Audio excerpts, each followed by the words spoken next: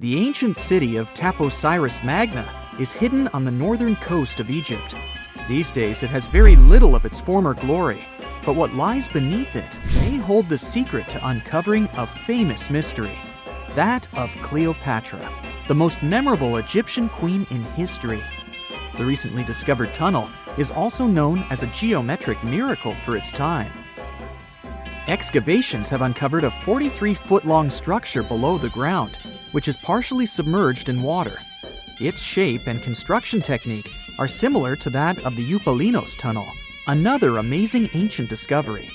This one is located in Greece and was built by excavating simultaneously from 2 points, aiming to have them meet in the middle. The use of math and geometry to make this construction was astonishingly precise for those days, more so since it was built near a mountain. Archaeologists that have been working on the Taposiris Magna site since 2004 believe this tunnel may lead to the lost tomb of Cleopatra. The clues they found so far seem to back up this theory. For starters, the city and its temple were built by one of Cleopatra's ancestors, Ptolemy II. All the architecture seems to indicate it was dedicated to the ancient spirit Osiris and his queen Isis. Throughout her reign, Cleopatra did try to associate herself with Isis, so it may be no surprise she chose this location as her final resting place. Scientists have yet to pinpoint Cleopatra's tomb, but research continues with the help of modern technology. To study this location better, archaeologists have even used a special device called ground-penetrating radar. This tool allows us to analyze what lies beneath the ground without being intrusive. Since this tunnel is so old, research needs to be done very delicately. Seeing pictures of what's underground before you start digging is incredibly useful and has been done here since 2011. Finally discovering Cleopatra's tomb may help us piece together her story, especially what might have happened during the last portion of her life, which is still surrounded by mystery. We still don't know the exact cause of her passing.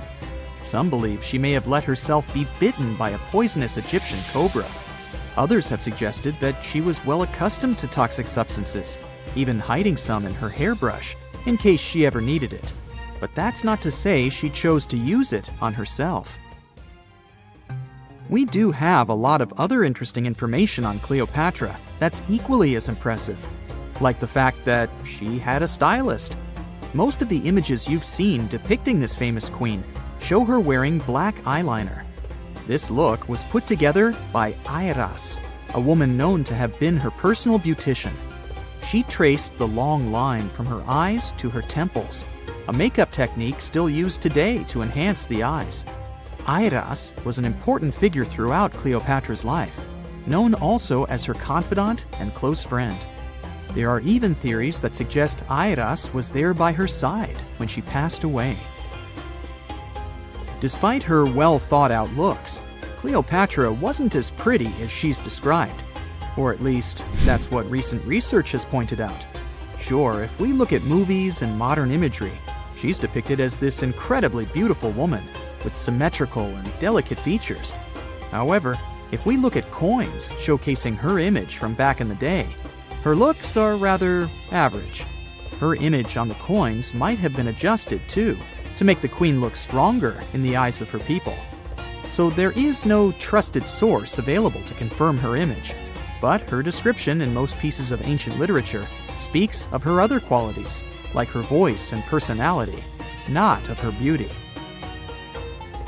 Cleopatra might have been the most famous Egyptian queen to this day, but she wasn't the first choice. She did have an older sister, Berenice, that was initially supposed to take the throne. Berenice passed away before she could do that, so Cleopatra took on the role and began investing in her education. She traveled throughout the country quite frequently, so she could become accustomed to her people and their needs. She was only 18 when the responsibilities were passed down to her, and immediately gained popularity because of her intelligence and education.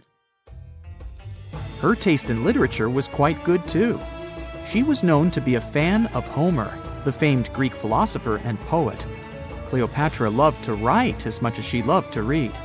There are even claims that she wrote a book on medicine and cosmetics, but we have no evidence to this day that such work ever existed. Part of being a great leader back then meant you had to speak multiple languages. Cleopatra clearly understood that, and that's why she's rumored to have known many languages to varying degrees.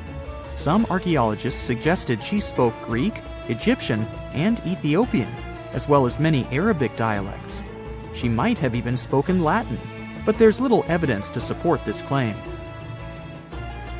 She might not have had angelic looks, but Cleopatra was really careful with the way she looked, even with her diet. She was known to have enjoyed simple meals, including a variety of fish. Since she lived close to the Mediterranean Sea, it's really no surprise. As a treat, she liked to eat stuffed pigeons, which she also served to her guests. Other dishes on the menu included vegetables and fava bean soup.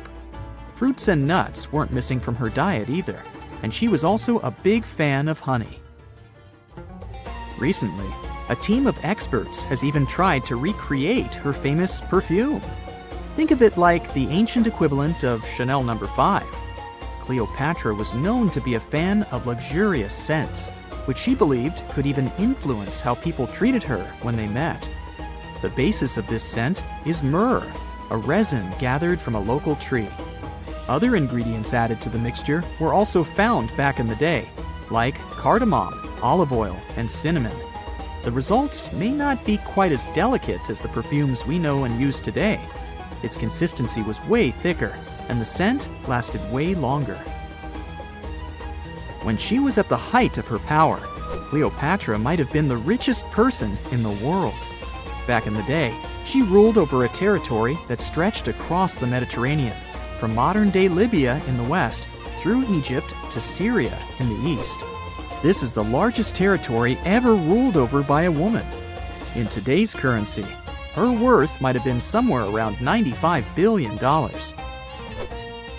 The calendars we use today may have been introduced by Cleopatra herself. She presented the idea of leap years and leap days to Caesar, the Roman emperor she was known to have been close with. Taking her advice, Caesar made these adjustments part of the official Roman calendar. The ancient Egyptians already knew the year was longer than precisely 365 days. They discovered this by studying the brightest star in the sky, called Sirius, and concluded that a year is actually 365 and 1/4 days long. It was Elizabeth Taylor that famously introduced Cleopatra to pop culture when she played her in the 1963 film bearing the same name. Up until that point, it was the most expensive film ever made. It was originally supposed to cost somewhere around $2 million, but ended up costing a mind-boggling $44 million. That's mostly because of script and production issues. To make this iconic movie, producers created 79 sets from scratch, as well as over 26,000 costumes for the cast. Elizabeth Taylor's Cleopatra costumes alone cost somewhere around $200,000. Thankfully for the producers, the movie made headlines and was well received by critics, making it a box office success. A lot of people associate Cleopatra with another famous Egyptian ruler, King Tutankhamun, nicknamed King Tut. Surprisingly, apart from both of them being Egyptian pharaohs, they have nothing else in common. For starters, King Tut lived around 1,300 years before Cleopatra did, and there is also no connection regarding their ancestry. Cleopatra had Macedonian Greek roots, while King Tut was a native Egyptian. Beneath the sands of Luxor, scientists found something that was perhaps never meant to be found. Over 1,000 decorated stone blocks that belonged to the ruined temple of a woman pharaoh. It got us thinking, why was this temple so brutally destroyed, and who was this woman? Her name is Hatshepsut, and she is now considered one of Egypt's greatest pharaohs, but for a long time, history almost forgot her. She ruled during the 18th dynasty, from around 1479 to 1458 BCE. She's remembered for her ambitious building projects, successful military campaigns, and flourishing trade expeditions. It turns out she was one out of 4 women to take the title of pharaoh in Egyptian history. The next woman would have to wait for 1,500 years to reign, and that woman we know as Cleopatra. The story of how Hatshepsut got to be a pharaoh is the most colorful part of this tale. As far as most dynastic rules go, it's usually men that are first in line for royal thrones. In Egypt, that was the same. That's why, when Pharaoh Thutmose I had a daughter as his firstborn, that was a big no-no as far as his succession line went. A few years later, Pharaoh Thutmose I passes away. The crown passed to Thutmose II, who ruled briefly, only to leave the throne to his infant son, Thutmose III. In this scenario, Hatshepsut was this pharaoh's stepmother. So what happened was that Hatshepsut served as advisor to her stepson, since he was too young to rule on his own. But after 7 years, she made an unprecedented move. She decided to seize power and declared herself Pharaoh of Egypt. Now this was not a simple power grab. Hatshepsut understood that if she wanted to rule, she had to present herself as a legitimate king. In a bold move, she adopted the full royal regalia, including the false beard traditionally worn by male pharaohs. She was often depicted in statues and hieroglyphs as a man, wearing the pharaoh's kilt and headdress. But this wasn't about disguising herself. Experts believe she never tried to hide her identity. Inscriptions on her statues often included feminine titles, like Daughter of Re, or grammatical structures that combined male and female terms, such as His Majesty herself. This showed that while she adopted traditional symbols of kings, she still acknowledged her true gender. But she needed to go even further. To legitimize her rule, she crafted an elaborate origin story. She claimed that the deity Amun himself had visited her mother in the form of her father, Thutmose I, and that she was his divine daughter. Now this was no small claim, since pharaohs were seen as deities on earth. By aligning herself with Amun, she strengthened her right to the throne. In temple carvings, she depicted this divine birth with Amun, presenting her as his rightful heir. These narratives weren't just mythology, they were tools, ensuring her position remained unchallenged. Hatshepsut also took a new name, Ma'at-Kari, which translates roughly to "Truth is the soul of the sun god." The word Ma'at was central to Egyptian beliefs. It represented order, justice, and divine balance. Pharaohs were expected to uphold Ma'at to ensure Egypt's stability. By calling herself Ma'at-Kari, Hatshepsut was likely reinforcing that she was a legitimate and rightful ruler. Her reign was truly great. She led Egypt into an era of peace and prosperity, launching massive building projects and restoring temples across the kingdom. Her most famous achievement was the construction of her temple at Deir el-Bahari, a pretty impressive architectural masterpiece carved into the cliffs of Luxor. Hatshepsut initiated one of the most ambitious construction projects in ancient Egyptian history, commissioning monuments, temples, and obelisks to immortalize her reign. It's argued that she continued with the construction of the Avenue of the Sphinxes, a grand road lined with statues leading to the Karnak Temple. For many, her shining architectural achievement was the towering obelisk she had carved from single pieces of granite. One of these, weighing over 320 tons, still stands today. Now, beyond building, she expanded Egypt's influence through trade. She sent an expedition to the mysterious land of Punt, believed to be modern-day Somalia or Eritrea, bringing back riches like gold, ivory, and exotic animals. Her fleet of ships sailing the Red Sea marked the first recorded trade mission of its kind, establishing economic ties that would benefit Egypt for generations. Yet, for all of her success, something strange happened after Hatshepsut passed away. Her successor, aka her stepson Thutmose III, who had been overshadowed by her rule, took a drastic step. He ordered her name to be erased from history.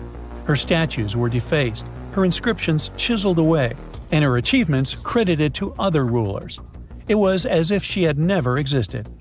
Some believe Thutmose III wanted to reclaim his rightful place as pharaoh, while others suggest that later rulers, uncomfortable with the idea of a female pharaoh, sought to restore traditional male dominance. The story gets even more tragic. The power struggle between stepmother and stepson continues.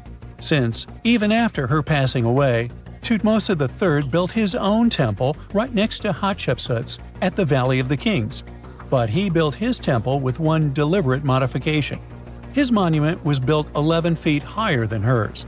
Mind you that this was no accident, it was a symbolic statement. He wanted to overshadow her legacy. But history had other plans. Hatshepsut's legacy started to be rediscovered in the 19th century, and it was only through careful archaeological investigation that her reign was properly recognized. Today, Hatshepsut is remembered as one of Egypt's greatest pharaohs. Her reign, once erased, has been reconstructed through constant archaeological discoveries, proving that her power and influence could not be so easily forgotten. Her resting place had been hidden in plain sight, her body removed from its original chamber in an effort to erase her from history. This final piece of evidence cemented her legacy, proving that even attempts to erase a pharaoh could not really do it. Hatshepsut's grand temple, Djeser-Djeseru, was a stunning architectural feat, designed to immortalize her reign and solidify her divine connection to Amun. But after her death, her successor, Thutmose III, launched that calculated effort to erase her legacy, and parts of her temple were dismantled. Historians still debate why. Was it a dynastic power move, an attempt to restore traditional male rule, or a bid to strengthen Thutmose III's claim to the throne? Maybe he was just a jerk. Whatever the reason, the destruction wasn't immediate. It happened decades after her death, suggesting it might not have been a personal revenge, but a broader political strategy. Yet, despite these efforts, her temple endures, and so does her story, a defiant echo of Egypt's first great female pharaoh. Let's travel through space and time to another place. Dashur, Egypt, is known to be home to several resting places of people from ancient Egypt. In the year 2017, scientists uncovered a long-lost pyramid. They quickly called the Ministry of Tourism and Antiquities because they suspected it was going to be a big deal. Unlike most pyramids that were found in the area, this one was completely sealed. Lifting the capstone was a delicate process. When they finally managed to open the pyramid, they expected to find an undisturbed chamber. Instead, it was chaos. The place had been looted, and the personal items of the person that had passed away were scattered all over. But in the middle of the wreckage, they found a chest. Using the latest scanning technology, they managed to read the damaged hieroglyphs on its surface. What they found was unbelievable. The name inscribed there was as clear as day: Princess Hatshepsut. Ooh. The discovery made in 2017 also opened up a lot of questions. After further analysis, scientists discovered the remains belonged to another Hatshepsut. It belonged to a princess that lived during Egypt's 13th dynasty. The fact that her resting place had been looted before it was sealed made scientists wonder. Were these ancient people trying to hide something about this public figure? And why is there almost no record about her in ancient Egyptian history? Ooh, stay tuned. In November 1922, a boy walked through the desert mountains of Egypt and discovered some ancient steps carved into the rock. Subsequently, this find became one of the world's largest and most significant archaeological discoveries. This step was part of Tutankhamun's untouched tomb. Archaeologists found about 5,000 ancient objects, including jewelry, fabrics, painted vases, and funeral masks. You've probably seen one of them. It has become one of the most recognizable attributes of ancient Egypt. More than 100 years have passed since then, and now humanity has finally become close to another large-scale discovery: the tomb of Cleopatra. This queen was the last active ruler of the Ptolemaic Kingdom of Egypt, who sat on the throne from 51 to 30 BCE.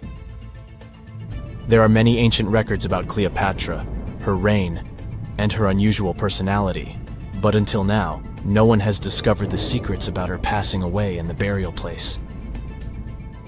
So, one archaeologist, Dr. Kathleen Martinez, has been studying ancient records and temples around Alexandria for decades, and concluded that the tomb of the queen should be located under the ancient city of Taposiris Magna, founded in 280 BCE. It was a big city on the northern coast of Egypt where tens of thousands of people were engaged in trade and industry. And it seems that Dr. Martinez's guesses turned out to be correct. She and a group of archaeologists have discovered a secret underground tunnel near Alexandria with a length of about 0.8 miles. It was cut into the rock under Taposiris Magna's temple. During further excavations, they found many things that indicate Cleopatra's tomb lies in the tunnel's depths. It's also possible that she is buried there together with the Roman commander, Mark Antony. According to ancient records, Cleopatra and Mark Antony loved each other and together opposed the Roman Senate, which declared Antony a traitor. The fact that natural disasters have occurred on the territory of Taposiris Magna for thousands of years can complicate the excavations. Earthquakes and floods destroyed the city and possibly flooded its underground tunnels. But archaeologists hope the ancient tomb remains untouched, and that it hides many treasures and records about the royal life of ancient Egypt during the reign of the last dynasty. There's a chance that excavations will go underwater and in the mud. This will require much time and funding, but archaeologists are sure it's worth it. Anyway, it's too early to say that Cleopatra is really buried there, but scientists have found many things in the tunnel that confirm this, including clay pots, dozens of coins with the image of Cleopatra and Alexander the Great, as well as a bust with the image of the Egyptian queen. Cleopatra is still one of the most popular personalities in Egypt, on an equal footing with Ramesses III and Tutankhamun. She inspired many films, paintings, and books, but what made her so popular? She became famous for her inconsistency. She was a beautiful, intelligent ruler who pulled Egypt out of the crisis and made it a prosperous power. Medieval Arabic texts say she knew chemistry, mathematics, and philosophy, and may have written several scientific books. She knew several languages and had excellent diplomatic skills. At the same time, there are many legends that she was a femme fatale who drove many men crazy. However, there's no evidence that her beauty was incomparable. The image of a stunning model was created by Hollywood when it made several films where famous actresses performed the role of Cleopatra. And the Roman Emperor Octavian, the adopted son of Julius Caesar, specially created the image of Cleopatra as an insidious seductress because he was her enemy. Even though she was born in Egypt, Cleopatra wasn't an Egyptian. Her ancestors were Greeks, among whom was one of the generals of Alexander the Great. However, the people of Egypt loved her. She learned the language and was very sensitive to the traditions of this country. She knew the history, mentality, and customs of ancient Egypt well. She raised the level of its economy and strengthened its status as a world power. Much of this was made possible thanks to her cunning and impressiveness. She loved theatrical performances and lavish celebrations. She knew how to surprise people and put on a show. But behind the exterior image of a luxury lover was an intelligent and calculating ruler. Ancient Egypt was a rich, luxurious country, and Cleopatra did everything to increase its wealth and strengthen its position in the international arena. For example, she was once in conflict with her brother Ptolemy XIII Odd. The queen knew that she wouldn't be able to resist him, so she decided to attract Julius Caesar to their side. The Roman emperor arrived in Alexandria, where Cleopatra wanted to meet him, but Ptolemy knew about her plans and was about to prevent her from coming to Caesar. Then, instead of a rich and noisy arrival, Cleopatra decided to make her visit inconspicuous. She wrapped herself in a carpet or linen bag the emperor's servants carried into Caesar's private chambers. Cleopatra emerged from the carpet and impressed the Roman emperor with her beauty and determination. As a result, they fell in love with each other and became close allies. After some time, she impressed another influential Roman for diplomatic purposes. She arrived to meet Mark Antony on a golden barge with purple sails and silver oars. Cleopatra was dressed in the image of Aphrodite and sat under a magnificent canopy. Her servants dressed like cupids and were blowing her fan and burning incense. But Cleopatra created such a show for a reason. She knew that Antony revered Greek mythology and considered himself the embodiment of Dionysus. As a result, he was so impressed with this woman that he ended up marrying her. Cleopatra defended her crown, strengthened her alliance with Rome, and bore Antony 3 children. In Egypt, They threw big parties and enjoyed wealth with power. However, the relationship of a high-ranking official with the Egyptian queen caused a scandal in Rome. Octavian was Antony's primary opponent in the struggle for power, so he exploited the situation to darken the competitor's reputation. He used propaganda to make Cleopatra an insidious seductress in the eyes of Roman citizens. He accused Antony of succumbing to her charms. The Roman Senate supported Octavian and declared Cleopatra an enemy. In 33 BCE, this conflict reached a high point when Antony's navy clashed with Octavian's fleet. The latter won and forced his enemy to flee to Egypt with Cleopatra. According to some records, they took refuge near Alexandria. Pursued by the Romans, they hid in one of Cleopatra's palaces and met their end. Some legends say that Cleopatra was an expert in poisons. She provoked a venomous snake, a viper or an Egyptian cobra, to bite her. Also, according to another legend, she pricked herself with a poisonous needle. There's a theory that Cleopatra always carried an ampule with poison inside her hairbrush. And when she was cornered, she soaked the needle with this poison and pricked herself. None of this can be said for sure. Scientists are still trying to find out the truth. Perhaps when they reach Cleopatra's tomb, the world will get more answers about her tragic fate. She is considered the last ruler of Egypt. After her passing, Octavian plundered her palaces and temples and returned to Rome, where he became the main emperor. He successfully ruled the country and expanded its borders. His reign ended when he turned 75. World history would have looked different if Cleopatra and Mark Antony hadn't lost that naval battle. By the way, did you know that more time has passed between Cleopatra's reign and Neil Armstrong's flight to the moon than between the reign of the Egyptian queen and the construction of the Great Pyramid of Giza? Armstrong took a step on the Earth satellite in 1969, 38 years after the birth of Cleopatra. And the construction of the pyramid took place in 2560 BCE. Imagine how long the history of ancient Egypt is. Cleopatra is closer to us in time than to the pyramids.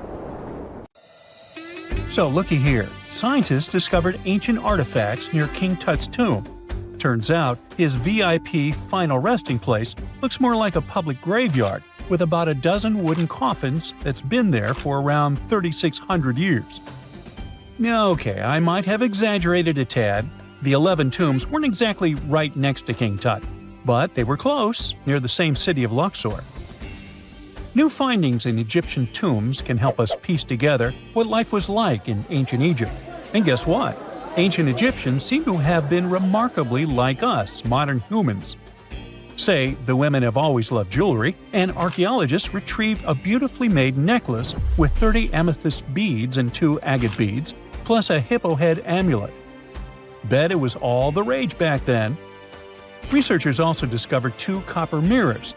One had a handle shaped like a lotus, and the other was decorated with Hathor, the ancient Egyptian deity of the sky, women, fertility, and love. These recent excavations near Tutankhamun's burial site led to another jaw-dropping revelation. For the first time in thousands of years, fragments of Queen Hatshepsut's Valley Temple were uncovered. This fearless woman was thought to be the second female pharaoh, who ruled with both courage and wisdom, leaving a legacy as solid as the stones themselves. Her temple, hidden for ages, opens a window into a time filled with power, intrigue, and spiritual devotion. Archaeologists found over 1,000 beautifully decorated stone blocks on the outskirts of Hatshepsut's funerary temple. There were very few women who managed to take the throne in ancient Egypt. Another tomb was found nearby, and it belonged to the overseer of Queen Teti Sheri's palace, whose name was Jehuti-Mez. Queen Hatshepsut seems to have even more tombs, aces up her sleeve. These tombs were carved into the rock instead of being built as pyramids, showing a unique ancient perspective on how to protect the soul in the afterlife. Experts managed to retrieve some cool ancient pieces from the site. Toys made of clay, mummy masks, winged scarabs, and some amulets. Sadly, there surely used to be way more artifacts, but over the last centuries, there have been people other than archaeologists to stumble upon this site. It's likely that looters got to these tombs before them and may have taken some valuable items. But they did leave behind some cool stuff for the researchers. like pottery used for offerings of bread and meat, along with archers' bows that connect the tomb's owners to the Egyptian military.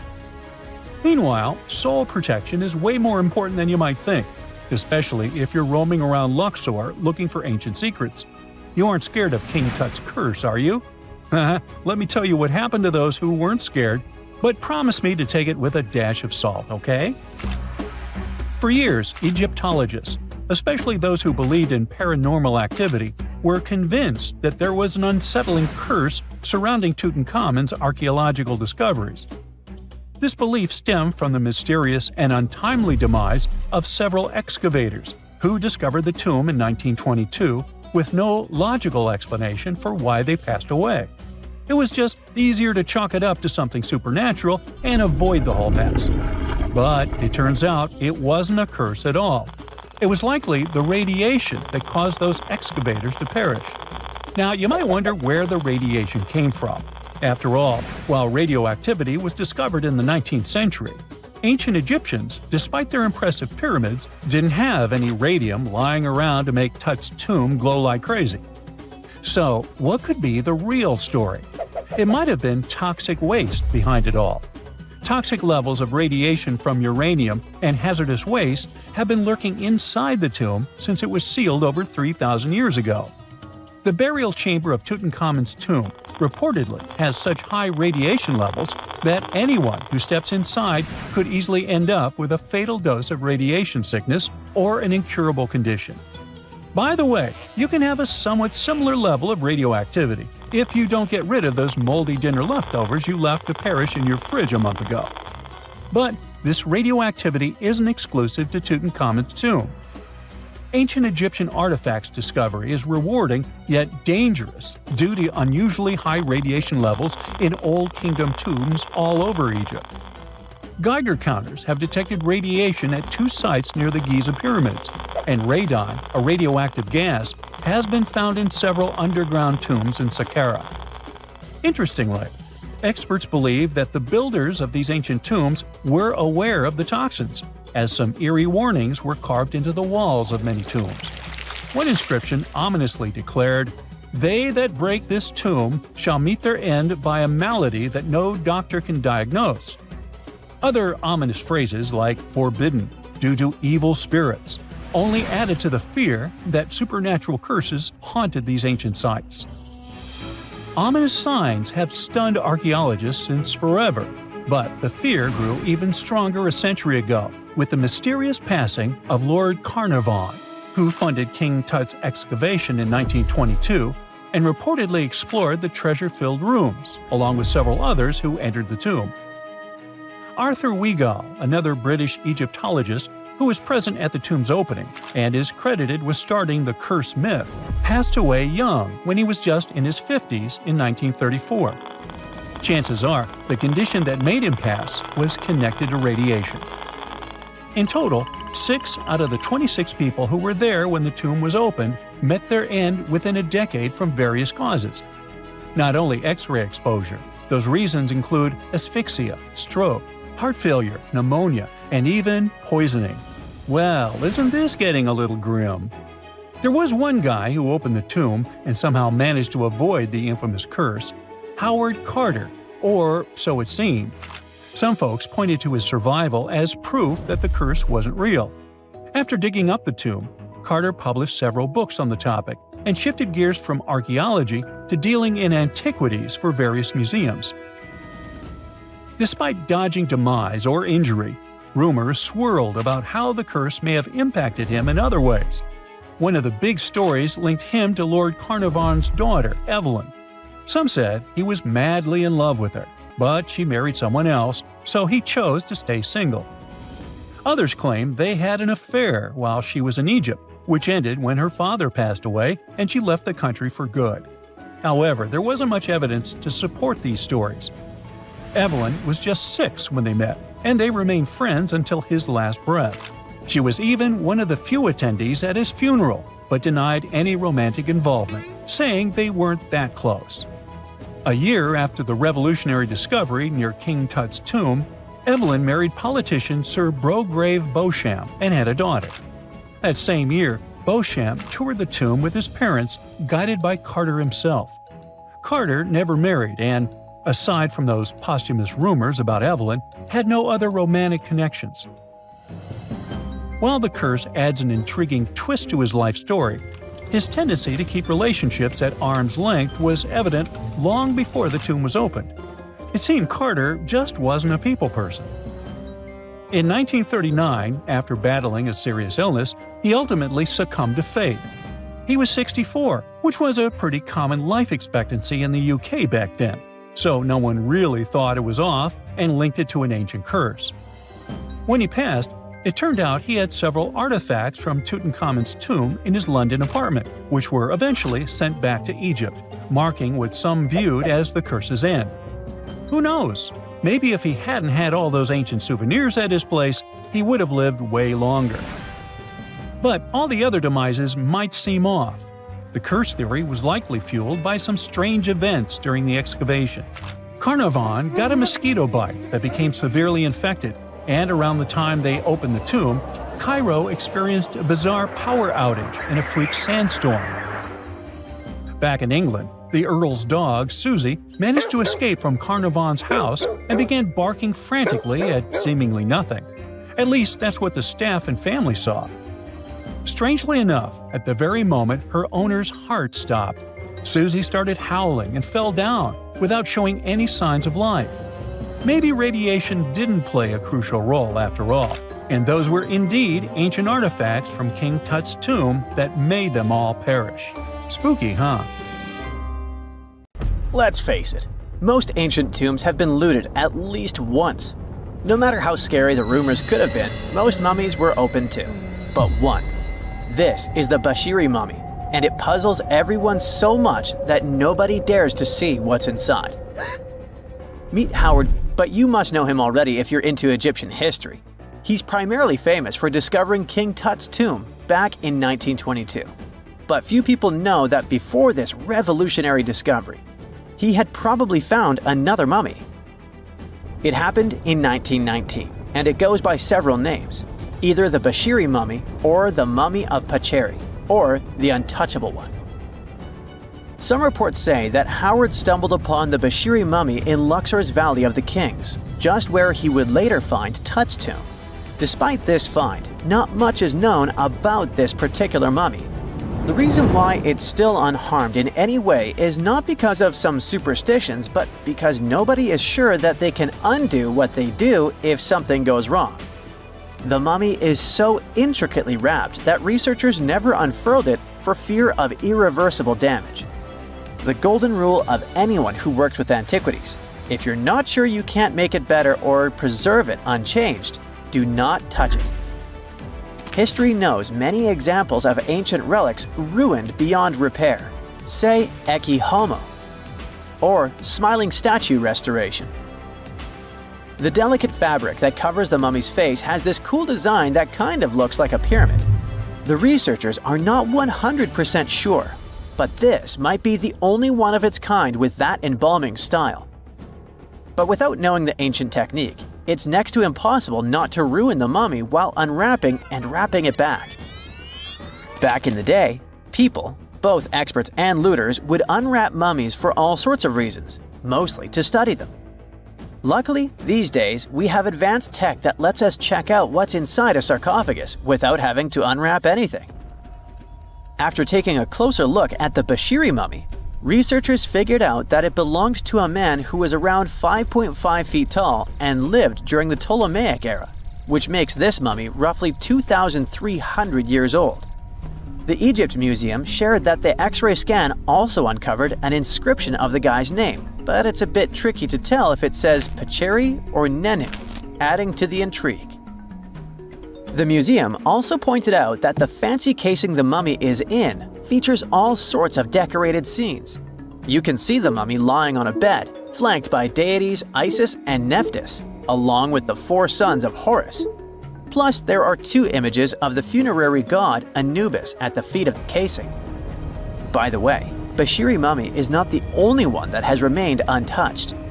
This is Issa Temkebde, and Gaston Maspero, a French archaeologist, made the decision to leave her mummy untouched wanting to keep her resting peacefully since she was in such amazing shape. He did mention, though, that her tomb had been raided long ago. Thanks to some X-ray work, we learned more about the mummy. The scans revealed a few artifacts still wrapped up with the wife of a high priest, including amulets around her neck, right arm, and forehead. The X-rays also showed she had some dental issues and arthritis in her knees. While she passed away as an older woman, it's tough to pinpoint her exact age. However, various sources from her son's reign indicate that she was held in high regard in the kingdom. Hatshepsut served as the sister wife of Penejam II. You got me right. They were related by blood and were siblings, but back then it was pretty common to get married this way to preserve the purity of the bloodline. Say that to Habsburg, duh. Their chase for purity only led to inbreeding and the notorious Habsburg's jaw. Right, I guess we should not judge ancient Egyptian rules and morals, but what we can say for sure is that both Bashiri and Hatshepsut were incredibly lucky to stay untouched. The odds were not in King Tut's favor, though. The researchers' work hit him hard. The tomb itself was discovered in 1922, but it wasn't until 1925 that the nested coffins were opened during an excavation. The outer coffin, held together with silver pins, opened up to show another coffin shaped like a mummy, decorated with colorful glass and flower garlands. There were worries about the king's mummy because it had been exposed to moisture. The middle coffin was pretty heavy and didn't have any handles, so they had to be super careful taking it out. Inside the innermost coffin, which was solid gold and wrapped in a red cloth, they found the royal mummy, and this all went down on October 28, 1925. Tutankhamun's mummy, measuring about 6.07 feet, fit snugly into the innermost coffin, which was 6.17 feet long. You can already tell there was a problem, right? Imagine how hard it is to extract something as fragile as an ancient dried-up mummy, especially when there's not much room for maneuver. Plus, the mummy looked sus. It was pitch black. Howard Carter, the lead archaeologist of the expedition, estimated that around 2 buckets worth of oils had been poured over the mummy. But care had been taken to avoid the mask and feet. It was made to preserve him better. The body was positioned at a slight angle in the coffin, and there was a noticeable difference in the amount of dark oils on the right and left sides, indicating that the coffin might have tilted while being lowered into the sarcophagus. This oil created moisture inside the coffins, and over time, it reacted chemically, which Carter described as a sort of slow, spontaneous combustion, leading to the carbonization of the linen wrappings. Unfortunately, the combination of heat and moisture took a toll on the mummy's trappings as well. The crook and flail fell apart, the resin scarab cracked, and the threads holding the hands and mummy's bands started to decay, making everything quite fragile. Plus, the oils hardened over the years, effectively gluing the mummy and mask to the coffin's bottom. To try and separate the mummy from the inner and middle coffins, they were placed in the sun for several hours, reaching temperatures of 149 degrees Fahrenheit. Despite this effort, the mummy remained stuck, so the initial examination had to be done right where it was. The first part of Tutankhamun's mummy the researchers checked out was his lower legs and feet, meaning they started the examination from the bottom up. As they peeled back the bandages, they uncovered the first of many treasures wrapped up with the king. They took their time to carefully document and photograph everything they found. The inner layers of bandages were in pretty bad shape, mostly turning to dust, making it tough to figure out how everything was originally wrapped. Still, the overall methods matched what was seen in other nobles' mummies from that time. Lots of folded linen pads were used to shape the torso and thighs. The outer and inner bandages were made from fine linen, while the middle layers were coarser. They had some intricate bandaging around the shoulders and chest with a similar style around the groin. Each limb, along with fingers and toes, which were fitted with gold caps, was wrapped separately. Tutankhamun even wore gold foil sandals on his feet. They hoped to separate the mummy from the coffin by removing the outer bandages, but the resins had stuck the body to the coffin. So, the researchers ended up chiseling it out. To do this, they had to cut the torso in half at the hips and disarticulate the arms to continue unwrapping. Each part was treated with hot paraffin wax for stability, and later the hands and feet were reattached with resin. Finally, they used hot knives to detach the head from the mask. To check the teeth, it was decided to make an incision around the jaw and neck, which was later fixed with resin. So technically, the scientists did all they could to preserve the mummy, but still, in a way, it ended up being damaged beyond repair. What do you think? Should they have left it in the coffin? Or did they do the right thing? Let us know in the comments. Not many civilizations are as mysterious as ancient Egypt, a powerful empire that lasted over 3,000 years. It gave us pyramids that still stand and myths that still inspire. It's one of the most explored places on Earth, yet somehow, we still find exciting stuff. In Abydos, archaeologists just uncovered a 3,600-year-old royal tomb. It's huge! It has golden hieroglyphs of deities covering the entrance, but the pharaoh's name? It's not there. It's missing. Who was this ruler, and what new chapter could this open in Egypt's story? If there's one place in Egypt where the line between life and demise feels thinner, it's Abydos. To the ancient Egyptians, this was sacred ground. They believed it was the burial place of Osiris, the god who literally passed away, had his remains separated, and came back to life to rule the underworld. Because of that, Abydos became Egypt's spiritual gathering place. Pharaohs built amazing temples here, like the Temple of Seti, famous for its King's List, a wall that has the names of 76 pharaohs carved in it.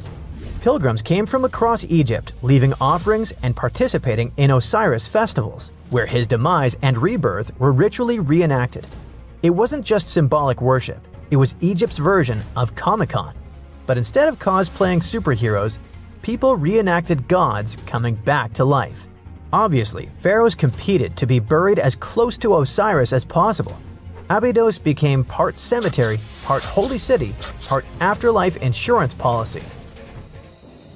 Fast forward thousands of years, and we still uncover remarkable stuff around Abydos. That's the case with the recently discovered tomb.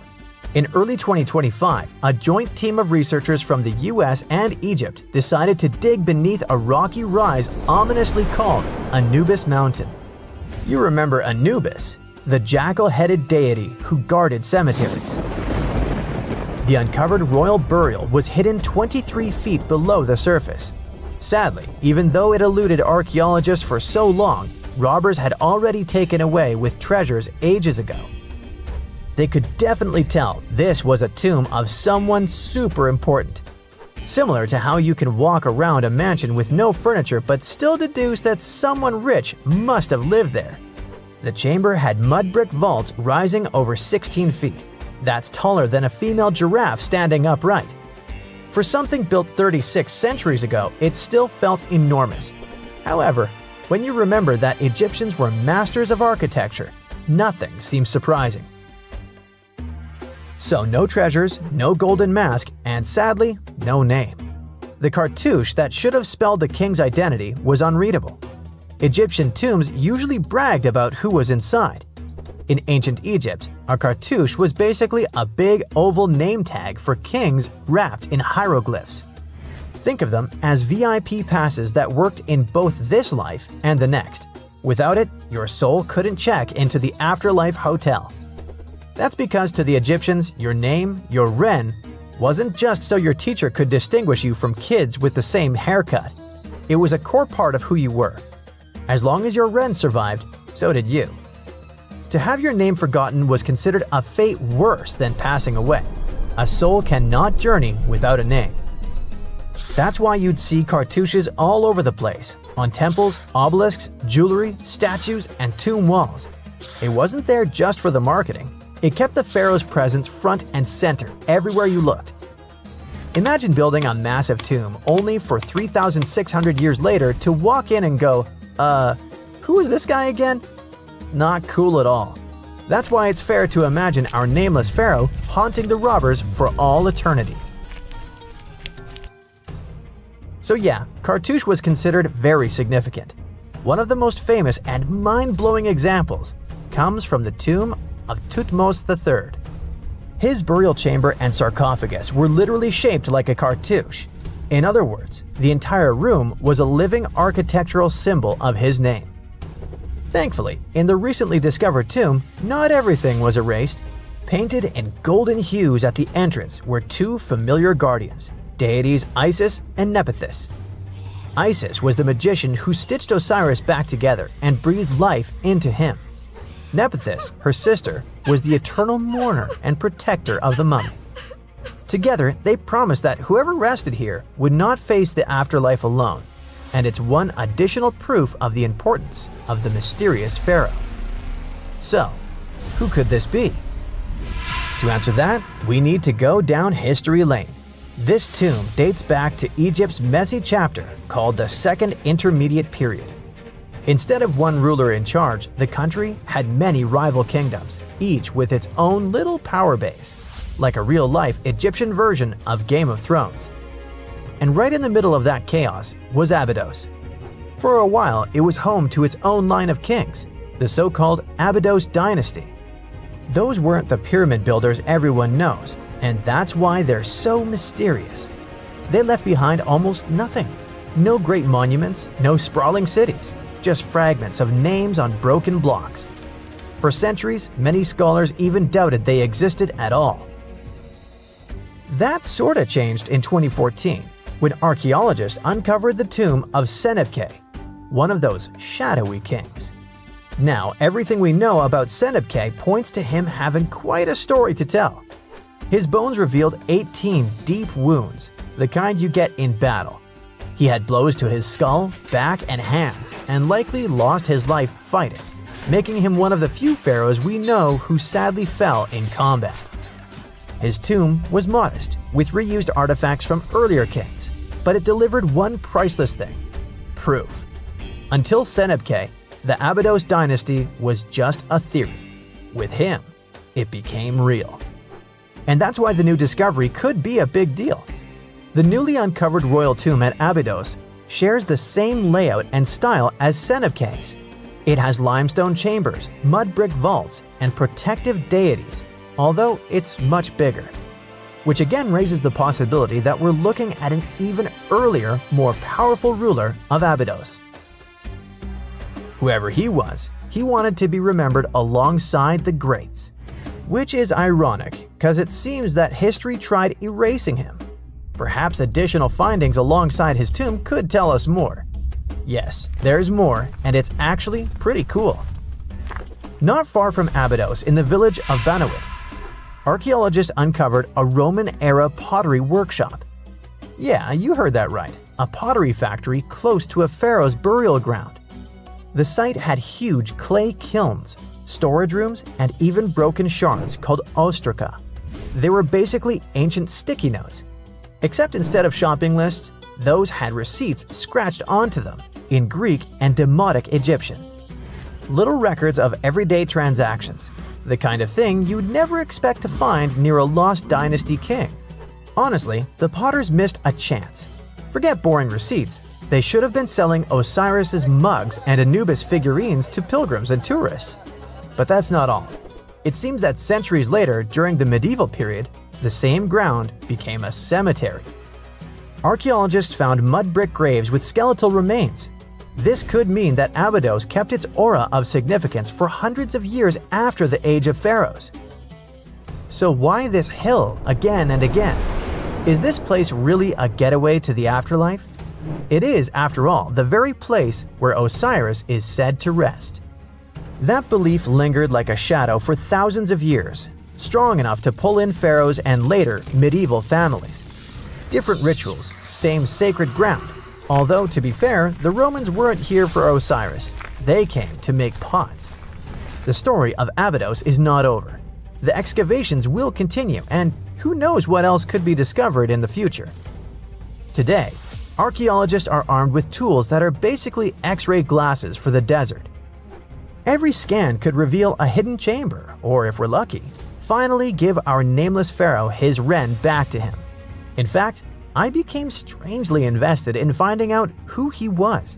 So let's hope for some news soon. It's only a matter of time. Do you have your own theories? Let me know.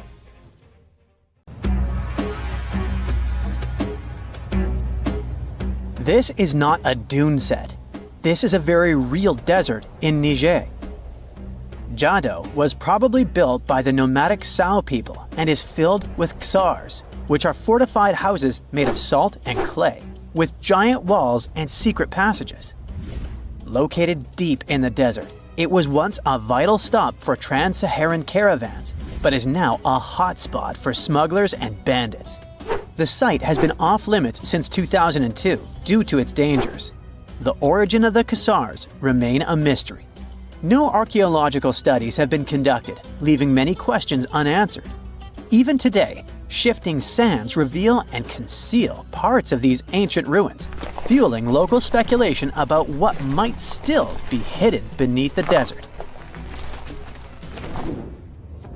Speaking of connective tunnels, scientists were blown away by the discovery of lava tubes in Saudi Arabia. These underground passages form when molten lava cools down. Researchers believe that ancient nomadic groups may have utilized these tunnels to survive the super harsh desert climates.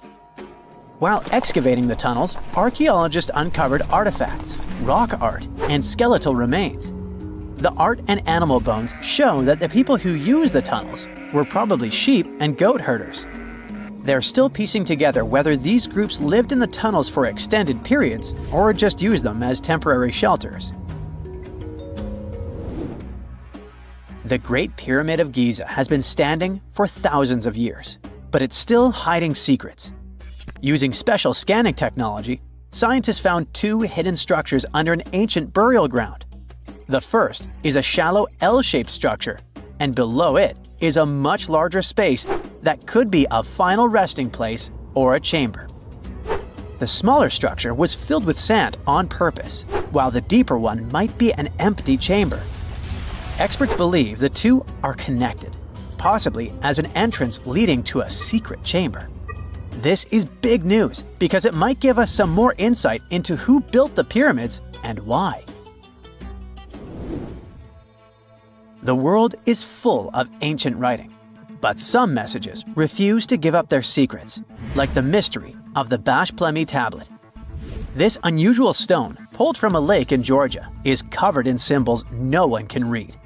Even with modern technology, experts are completely stumped. The tablet is about the size of a book, with 60 symbols carefully carved into its surface, but 39 of them don't match any known language. Some resemble scripts from ancient civilizations in the Middle East, India, and Egypt, but none are an exact match. To make things even trickier, part of the tablet is broken off, meaning a piece of the puzzle is missing forever. To rule out a hoax, scientists studied the tablet closely. They confirmed it's made of vesicular basalt, an extremely tough local rock. Whoever carved these symbols must have been really skilled. Based on similar archaeological finds, experts believe the tablet could date back thousands of years, possibly to the late Bronze or early Iron Age. Some symbols repeat, which could mean they're numbers. Maybe it's an inventory list, a record of battles, or even an offering to the deities. Until someone cracks the code, the Bashplemi tablet remains an unsolved mystery from the depths of history. Experts are still stumped with what this Minoan disc might mean. The Phaistos disc is one of the most mysterious finds from the Minoan civilization. This 6-inch clay object, discovered in 1908, has strange spiral markings that no one has fully decoded yet. The disc has 241 symbols on both sides, showing everything from people and animals to tools and plants. Experts have come up with many theories about what the symbols mean. Some think it's an early form of Greek. Others suggest it's a prayer or a hymn. And some even believe it could be a letter from a king in Anatolia to a Greek ruler. Let's see who will be the first to figure this out. It's always a fun day at an archaeologist's office when they find something as big as a 2,000-year-old marble head. A French archaeologist mission went digging inside an old medieval house near Alexandria in Egypt. and found a statue's head depicting an old, possibly ill man. This statue dates from the last Egyptian dynasty before it became part of the Roman Empire, and the site where it was found is associated with the likes of Cleopatra and Mark Antony. For archaeologists, even the smallest finds at this site means a lot. You've heard of Lucy, right? The Australopithecus that was an early ancestor for us humans. Well, scientists found some of her species' footprints somewhere in Tanzania. The so-called Laetoli footprints are over 3 million years old. The trail stretched 88 feet and has about 70 footprints, left behind when a bunch of early humans walked across some wet volcanic ash. What's cool is that these early humans were already walking on 2 feet, like us, not all hunched over like apes. The close spacing of the prints shows they probably had short legs and a shorter stride than we do today. In an ancient Egyptian temple, archaeologists uncovered a shrine unlike any other, a place dedicated to falcons and 2 mysterious deities. One deity had a falcon's head, while the other wore a crown with a sun disk and cow horns. But the most baffling discovery was an inscription that read, "It is improper to boil a head in here." At the heart of the shrine, there are 15 headless falcons carefully arranged on a pedestal, likely as offerings to the falcon-headed deity. One theory suggests the birds were boiled first, perhaps to pluck their feathers, before being placed in the shrine, following the strange rule carved into stone. Archaeologists also found a 13-inch iron harpoon nearby. Its true purpose remains unknown, although the shrine also held remains of fish, mammals, and bird eggs, suggesting that the rituals may have included feasting. And speaking of ancient Egypt, meet Hathor.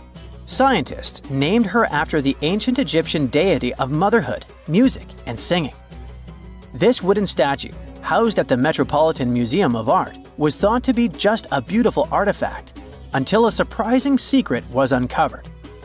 Using an X-ray machine, experts found a mechanical operating system inside it, with pulleys and axles connecting her shoulder to her left leg. When activated, the system made her hand raise and lower, an engineering marvel from over 3,000 years ago. The statue was created during Egypt's Middle Kingdom, around 1800 BCE, and is often compared to 19th century automata due to its advanced design. It's believed the statue was used in religious ceremonies, symbolizing Hathor's role in dance and music. An unexpected discovery happened in northern Kuwait, where a Kuwaiti-Polish team uncovered a mysterious 7,500-year-old statue. The statue features an elongated skull, no mouth, narrow eyes, and a flattened nose. This feature is thought to be an Ophidian figurine, named after the Greek word for snake, and it was likely made by the Ubaid culture, a civilization known for their pottery skills. While no one knows exactly what role this weird statue played, it might have been linked to rituals or symbolic practices. Some scientists think these figurines, found in homes or final resting places, were tied to important cultural beliefs. We couldn't mention unresolved mysteries of this world without speaking about these elongated skulls. In the deserts of Peru, researchers uncovered 5 ancient skeletons, 2 with unnaturally elongated skulls. While head shaping was common in many cultures, these skulls defy explanation. Local legends tell tales of the so-called Gentiles, a mysterious race banished underground by the powerful deities. Some say this is what the skulls represent. Others think this is some type of genetic anomaly, which was confirmed after finding an infant skull, too large to be artificially shaped. Wow! Scientists have found a lost city beneath Egypt's pyramids. And it's incredibly large, bigger than the biggest target you can imagine. Underground chambers, passageways, and vertical structures. Scientists have no idea what purposes they served. But let's start from the very beginning. Italian and Scottish scientists studying the Pyramid of Khafra discovered something that looked like secret tunnels under 3 pyramids. This find might change what we know about ancient Egypt. The expedition, called the Khafra Project, was led by Corrado Malunga from Pisa, Italy, and Filippo Biondi from the University of Strathclyde, Scotland. Their mission was to focus on exploring Khafra's pyramid, the second largest on the Giza Plateau. Scientists uncovered a massive structure beneath the Pyramid of Khafra. Could it be an ancient Egyptian underground city? The experts analyzed the data they had and came to the conclusion that 8 large vertical structures could be hiding beneath, possibly wells or shafts. They extend a staggering 6,500 feet across. Imagine placing 2.5 Burj Khalifas on the ground, one after another, and you get the sheer size of this find. These shafts also plunge nearly 2,000 feet underground. Some of the deepest underground stations in the world are located at a mere 380 feet underground or so. These cylindrical shafts are surrounded by spiral paths. Picture some old Gothic castle. They're connected to 2 giant, weirdly shaped chambers. Are those cubes? Or possibly bowls? Each of these chambers is likely more than 260 feet across. Now, even though we know about the structures now, no one has figured out their original purpose yet. Want to hear something even more shocking? Okay then. The team is almost sure that similar access points can be found under all 3 pyramids. In other words, all of them might be linked by a hidden system of underground tunnels, chambers, and passages. Even deeper, about 4,000 feet under the surface, there might be more unknown structures. And doesn't it add to the mystery? But the coolest news is that, according to some team members, these hidden structures near Giza pyramids could align with the legendary Halls of Amenti. In ancient Egyptian mythology, it's a place where people are believed to arrive when they're close to the end of their days. There, they are said to take a 3-day-long trial, facing their biggest fears. Now, how did scientists even discover these hidden spaces? To uncover them, researchers used 2 satellites positioned 420 miles above Earth. They sent radar signals to the Giza Plateau, and these signals generated detailed images, which were later compiled into a 3D model of the underground layout, including the newly detected shafts. Then, using synthetic aperture radar or SAR technology, which is a type of radar that can penetrate through stone, the team also spotted 5 small room-like structures hidden deep within the pyramid. One of these chambers contained a sarcophagus, which was once thought to be the tomb of Pharaoh Khafra. But now, scientists believe this was a mistake. The true burial site is likely to be elsewhere. In any case, these 5 hidden rooms were completely unknown before the scans. They seem to be arranged in the center of the pyramid and are linked to underground pathways leading somewhere below the structure. There's an opinion that these tunnels could lead to more hidden chambers and wells. Some of them might be around 4,500 years old. Wow! What if they help us solve ancient civilization mysteries? Preliminary data suggests that all this underground space can be much more than a few empty chambers. There might be many more hidden structures near the Giza pyramids. How come? Well, the thing is, the structure appears to include hollowed-out sections with spiral pathways leading even deeper underground. Refining the images hinting at this could reveal an extensive subterranean network. It might be a whole city hidden under the surface. Now, despite the excitement surrounding these findings, there are also a lot of people who don't believe in the existence of the underground city. They're skeptical about the archaeological discovery in Egypt due to the lack of peer-reviewed verification. That's why several archaeologists and radar experts have challenged the validity of the claims. They've explained that the technology used to make the discovery may not be advanced enough to produce such detailed underground imagery. According to them, the 5 smaller chambers found near the surface could be natural formations, since the area had had sacred significance long before the construction of the pyramids. Some experts have even dismissed the use of radar methods in this context altogether. They call these methods scientifically unproven and question their accuracy. The discovery has also reignited discussions about ancient Egyptian myths and the possibility of hidden texts lying somewhere beneath the Giza pyramids. The layout of the newly detected underground chambers shares similarities with mythological accounts of the Hall of Records, a rumored chamber that could preserve early Egyptian wisdom. If confirmed, these findings could significantly reshape the understanding of Egypt's sacred topography. Plus, this lost city beneath Egypt's pyramid could become physical evidence of previously unknown underground structures. That's why the Khafra project is super eager to begin excavating to confirm their findings. But getting approval from Egyptian authorities is a challenging process. The discoveries still need to undergo peer review before they are accepted by the academic community. By the way, this recent archaeological discovery in Egypt comes on the heels of another discovery involving a weird structure beneath the Royal Giza Cemetery, which researchers believe is unnatural in origin. Archaeologists used remote sensing techniques and uncovered a mysterious L-shaped structure underground in the Western Cemetery of Giza. This area is known to house burials of royal family members and high-ranking officials. Many of the tombs in the cemetery have above-ground mastabas, rectangular stone or mud brick structures with flat roofs. But there is an area in the center of the cemetery where there are no above-ground structures.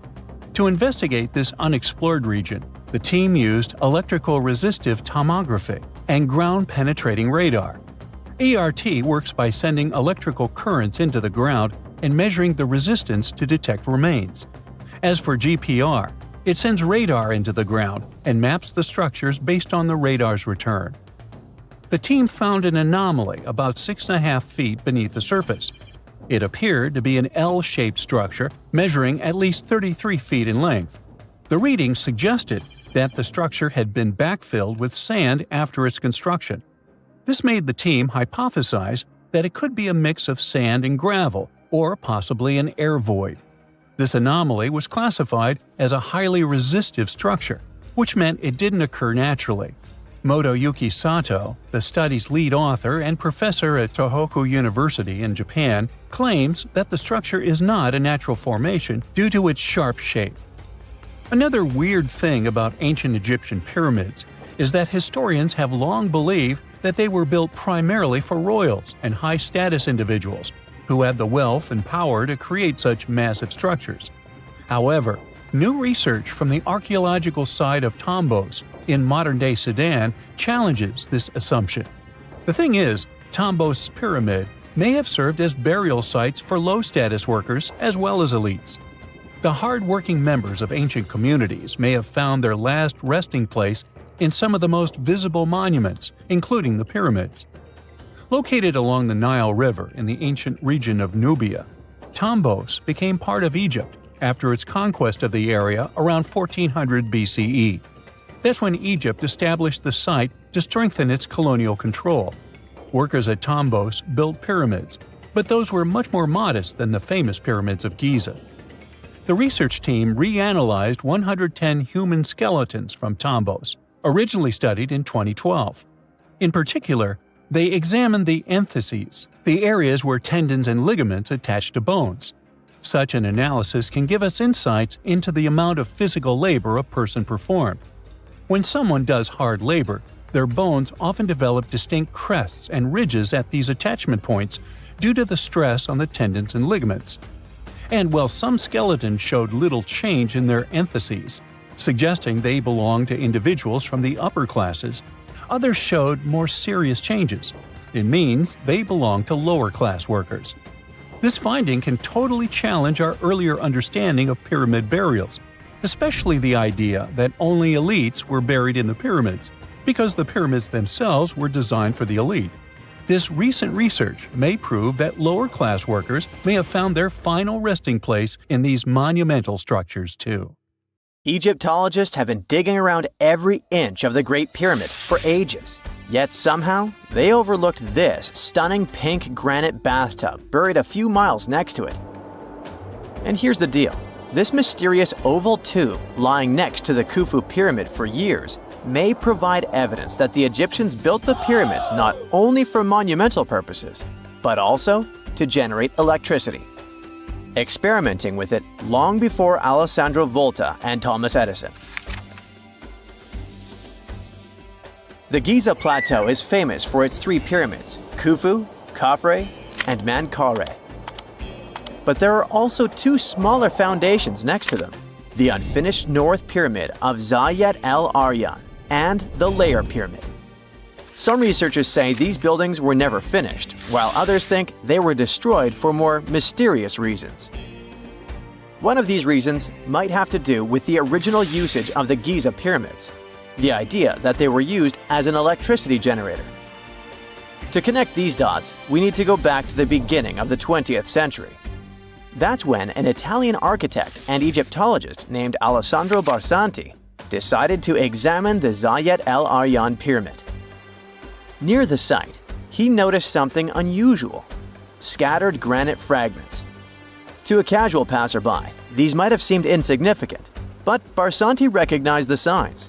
You see, ancient Egyptians often used sites to prepare stones before transporting them to their final destinations.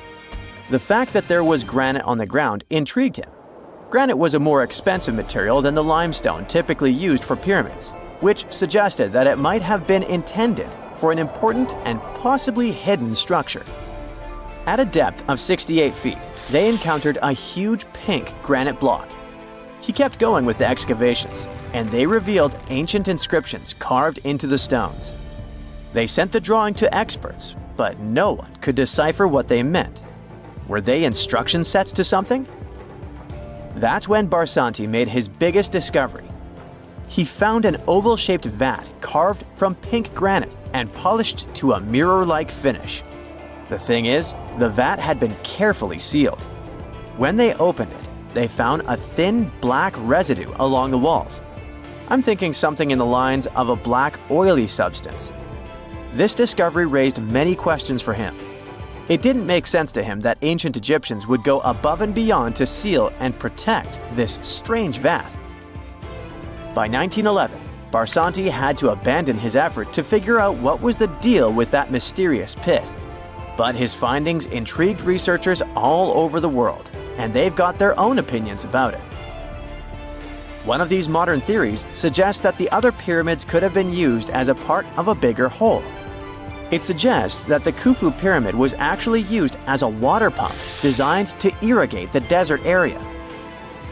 Apparently, the pyramid's internal chambers would function as a hydraulic system. In the 1990s, an engineer took this theory seriously and studied the pyramid's subterranean chamber.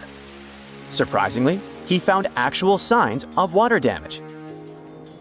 Apparently, the pyramid generated powerful compression waves, aka pulses, that could create electricity.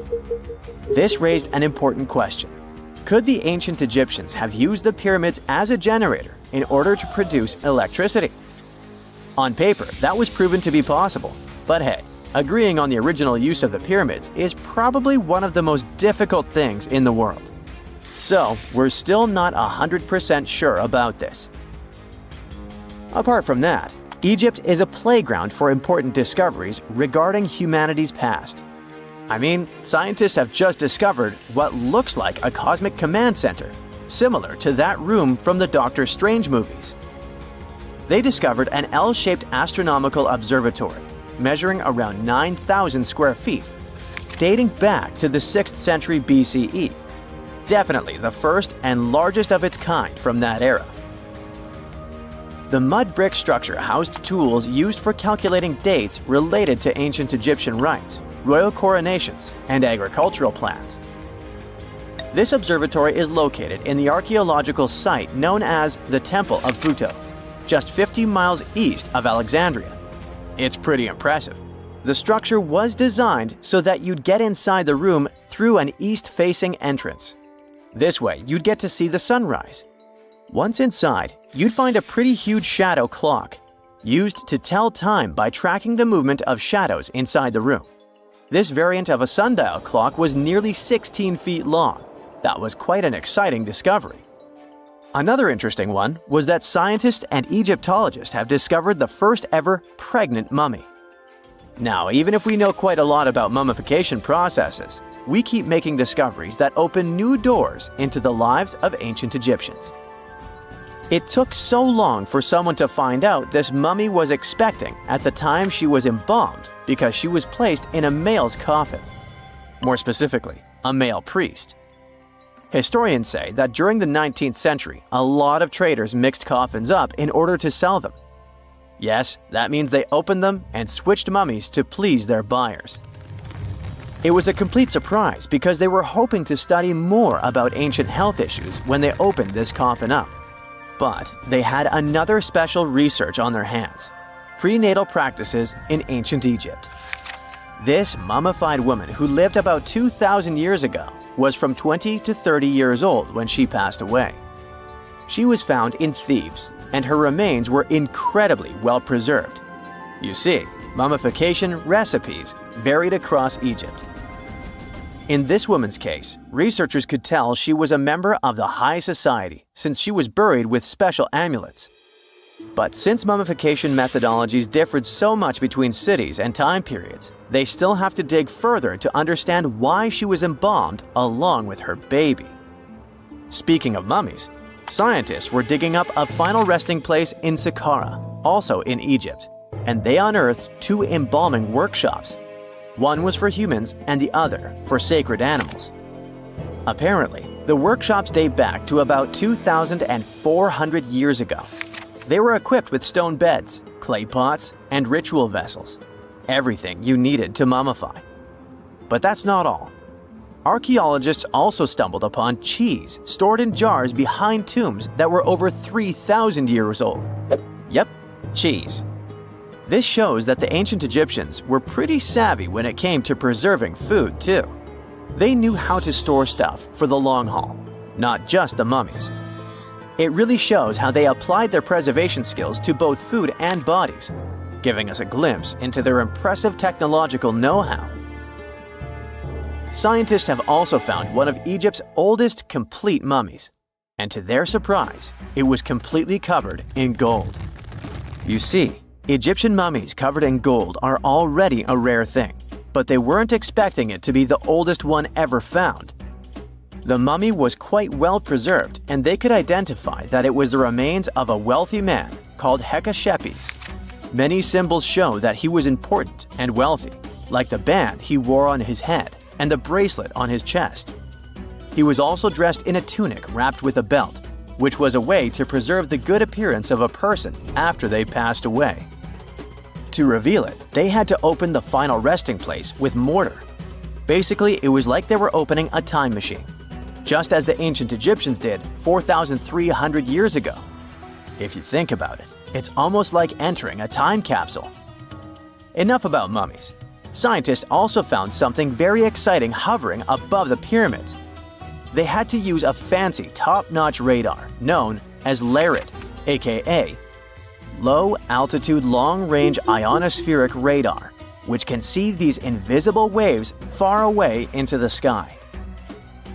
LARID helped them discover giant plasma bubbles floating in the air above the pyramids. These bubbles are called plasma bubbles, and they wreak havoc on modern technologies.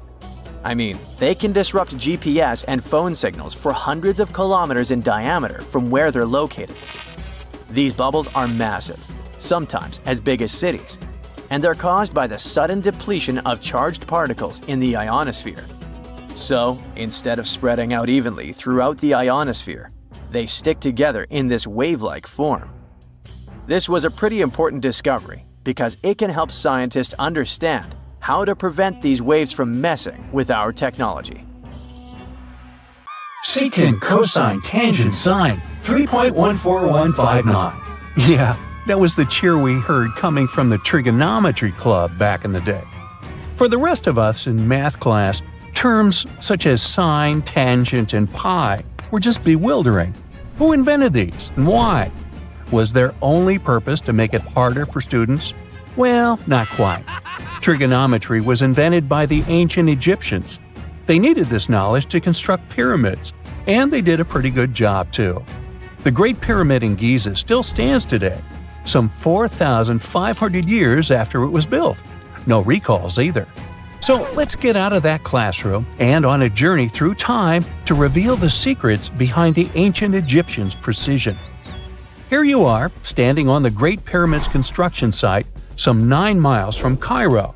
Well, the city still isn't there, as you're surrounded only by the desert and teams of construction workers. They're transporting large stone blocks weighing 2.5 tons each. They're inside a wooden sled that sits on large rollers. A crew of 8 men rolls these blocks along the ground. You immediately think of the rollers on a supermarket cash register. The principle is exactly the same, but the scale is greater, much greater. Scientists estimate that the Egyptians used 2.3 million such blocks in the Great Pyramid alone. And the block in front of you is one of the lighter ones. The heaviest of them weighed up to 15 tons. But where did all these blocks come from? Most of them originated from quarries around Giza. It's not that impressive, you think, but wait until you hear how ancient engineers transported the granite used in construction over 500 miles to the pyramid. There were no railways or highways back then, but the mighty Nile was always there. Researchers even believe that the Egyptians dug a canal to connect the Nile directly to the pyramid's construction site. All they had to do then was to wait for the flood season to begin, and voila! The rising water levels floated the heavy stone blocks for them. But how did they lift the enormous stones on dry land to stack them up to the top? Did they use oversized cranes? Well, ancient Egyptians worked around this problem, literally speaking. One of the workers is now pointing to the giant ramp going around the pyramid they're building. This is how a mountain road zigzags its way to the top. If the ramp went directly to the top of the pyramid, then workers couldn't pull the stone blocks along it. It would be too steep. Scientists have calculated that 8% could be the maximum incline. So ancient Egyptians just extended the ramp around the pyramid. Again, these are all theories, as the ramp could have been inside the pyramid, as some researchers suggest. The exact building method is still a mystery, guarded by the Sphinx. That's its real name, right? Wrong. As the Great Sphinx is just the statue's alias. You know, the name writers take when they want to hide their true identity, or a singer's stage name. The Sphinx's real name, translated from Egyptian, means Horus in the horizon. That was the name for the Egyptian deity of the sky. The trail of mystery doesn't end there, as a man walks past you with a bucket of paint. He's going to add a touch of color to the Great Sphinx. Researchers found specks of this red color next to its ear. That was some strong paint, as it survived for thousands of years. You are now standing straight in front of the Sphinx. You look up. It's very tall, right? 66 feet to be precise. Now resist the urge to take a selfie. You can do it. Now you notice something else. It looks like the Sphinx is in the center of a giant triangle in the back. That's one side of the Great Pyramid. And no, your eyes are not playing tricks on you. The Sphinx really does sit in the center of the pyramid's lateral face. Here's where math comes in handy. A pyramid has 4 sides, called lateral faces. There's also a 5th face, the base, but that's not visible. It's, wait for it, face down. The Sphinx has one last mystery to reveal: its age. Scientists agree that Pharaoh Khafre built the Sphinx. He ruled after his father, who had built a great pyramid nearby. So both structures were finished around the same time. Let's talk about numbers again. You've heard of Cleopatra, the Egyptian princess described as a woman of great beauty. Hello? She saw the pyramids, but she lived closer to the time of the first iPhone than the time of the people who built the pyramids. Fascinating, right? You can see thousands of people around you. They're working hard to build the pharaoh's tomb. But how many of them are there exactly? One Greek philosopher estimated there were as many as 100,000 workers. Seems like an okay number for such an enormous structure, but it can't be true. Science simply can't back up this number. Egyptologists put the total number of workers at 30,000. And yes, Indiana Jones was one of them, at least on the big screen, but he showed up late. Egyptologists know a lot about the pyramids, but not everything. Not because they don't want to, but because they haven't yet dug up enough evidence. They can only guess how the building process went. First, engineers would arrive to choose the right spot and do the necessary measurements. That's why they needed all that complicated math. Then, it's time for sourcing the material, the large stone blocks I mentioned earlier. When boats deliver them to the site of the future pyramid, workers can finally do their thing. They operated in smaller groups, but there were at least 2,000 of them chiseling and carving away at any given time. Sounds like a typical construction site today? Well, that's because it is, just thousands of years ago. It's amazing what ancient Egyptians were able to achieve with just copper and stone tools. The pyramid is now complete in front of you. But is it the same pyramid we see today? Why is this structure shining bright in the desert sun? Isn't it supposed to be a dusty yellow color? Well, no. Human activity and the elements have completely stripped the outer layer of stones over time. Expert craftspeople polished these blocks using nothing but stone and sand. The end result was a smooth and shiny rock. On the day it was completed, the Great Pyramid of Giza was a perfect triangle of light. Its polished sides acted like giant mirrors, reflecting the powerful Egyptian sun. This is the point where you should put your glasses on, and that shiny thing you see at the pyramid's very top is actually gold. The capstone at the top of the pyramid is called a pyramidion. It was covered in sheets of gold. As you can guess, these were the first stones to disappear. Let's make another stop before we get you back to your classroom. We travel to the British Isles, and no, Stonehenge isn't our destination. It is Newgrange in County Meath. Scientists estimate that the ancient peoples of Ireland built this stone monument around the year 3200 BCE. This makes it older than both Stonehenge and the Great Pyramid in Giza. The function of the circular mound in Newgrange is the same as the one of the Great Pyramid and equally mysterious.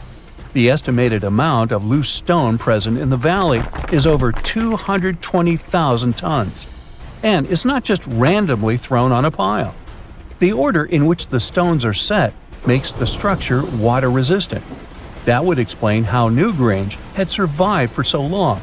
Kinda makes you want to splash out the cash for that waterproof phone case, huh? Well, you're back in your school desk, but today's math lecture is the last thing on your mind. You're thinking about how great the Egyptian pyramids are, and if we have something similar today. It turns out modern engineers are just as impressed with the Great Pyramid as you are. There's a glass pyramid sitting in the main courtyard of the famous Louvre Museum in Paris. The panorama of San Francisco wouldn't be complete without the 48-story Transamerica Pyramid. But Las Vegas went the furthest. There we find the Luxor Hotel. It's so big that it's the third largest pyramid on the planet. And guess what's in front of it? Yup, a replica of the Sphinx. It's 110 feet tall, 2 stories higher than the one in Giza. Yeah, everything's bigger in Vegas. What is a boat doing in the middle of a desert? You would expect to find a seagoing vessel closer to shore. This is the question archaeologists had been asking for decades. In 1988, there was a storm near one of the most important archaeological sites in ancient Egypt. A wooden structure emerged from the sand. It was hollowed out by termites. Scientists were determined to solve its mystery. In 2000, they began excavating the site near Abydos, Abydos. An American team of experts soon discovered a boat that was 70 feet long, and it wasn't alone. In total, there were 14 boats neatly resting next to each other. It was impossible to completely dig out the boats because of their poor condition. Luckily, the wood was preserved enough to get a sample. Analyses revealed that the boats were around 5,000 years old, the oldest fleet in human history to this date. The time of their construction predates the pyramids at Giza by half a millennium. Each ship of the fleet rested in a vault that matched its dimensions. The room was roughly a third of the size of a tennis court. It had mud brick walls that featured more than 120 drawings of boats. Ancient Egyptians incised them on whitewashed walls that were excellently preserved. Scientists have known about these mysterious chambers for well over a century. 1901, 1902. A British archaeologist, Arthur Weigel, stumbled upon a strange structure west of the River Nile. His team caught a glimpse of the interior walls. Sadly, a section of the roof collapsed, so they had to call off further exploration. Researchers abandoned the site, but its location remained on the maps. The boat's position first led scientists to think that they rested on a bank of the mighty Nile. But there was a problem with this theory. Today, the river flows almost 7 miles west of Abydos. Further studies of the surrounding terrain showed the Nile didn't change its course throughout history. Also, if the boats floated near a dock, they would be in unstable positions. The 14 vessels at Abydos were perfectly parallel to each other. There was only one conclusion possible. Someone had deliberately placed them like that. They must have gone through a lot of effort. Each boat had enough room for up to 30 rowers. These vessels could really float. They weren't models, but scholars still don't know if they actually sailed any body of water in ancient Egypt. This doesn't diminish the importance of the find. Previously, archaeologists found only small-scale models. In King Tut's tomb alone, there were 35 boat models. For a long time, these figurines were the only clues as to how ancient Egyptian vessels looked like. The boat's design confirms that they were the real deal. They are the earliest surviving examples of something called built boats. Ancient people constructed primitive vessels by hollowing out large tree trunks. The alternative was reed that was tied together to form a raft. The boats at Abydos had planks tied together. This was a major breakthrough in shipbuilding. During their lifetime, the boats must have seemed impressive. Timber was a valuable commodity at the time. There was no wood in the desert. Cedar had to be imported from Lebanon. The only person who could afford such luxury was the pharaoh. Studying the area around the ancient fleet provided more answers. Scientists discovered a mud brick structure where Egyptians worshipped the pharaoh. Its approximate date of construction matches that of the wooden boats. The same bricks out of which this building was made were used to encase the fleet. At the time of their construction, the rooms they were stored in had a ceiling. That's the section that archaeologists stumbled upon in the early 20th century. Just like mummies and coffins, these marvelous ships rested inside splendid vaults. The exterior of these rooms was also impressive. The outer walls originally had a plaster of white limestone. It reflected sunlight. In the desert sun, the structure housing the boats must have shone from miles away. Ancient Egyptian builders used the same technique to cover the pyramids 500 years later. Today, their surface looks jagged, but it wasn't always like this. When they were constructed, the pyramids had a top layer of fine white limestone. Their surface was smooth and it gleamed in the sunlight. Instead of stairs, the outer layer of the pyramids was more of a sleek ramp. Archaeologists were left with one final question. Which pharaoh owned the fleet? The answer lay just a mile from the site. This is where the tomb of a pharaoh from the 5th dynasty rested, King Senwosret III. Its time and style of construction matched the ones of the chambers with boats.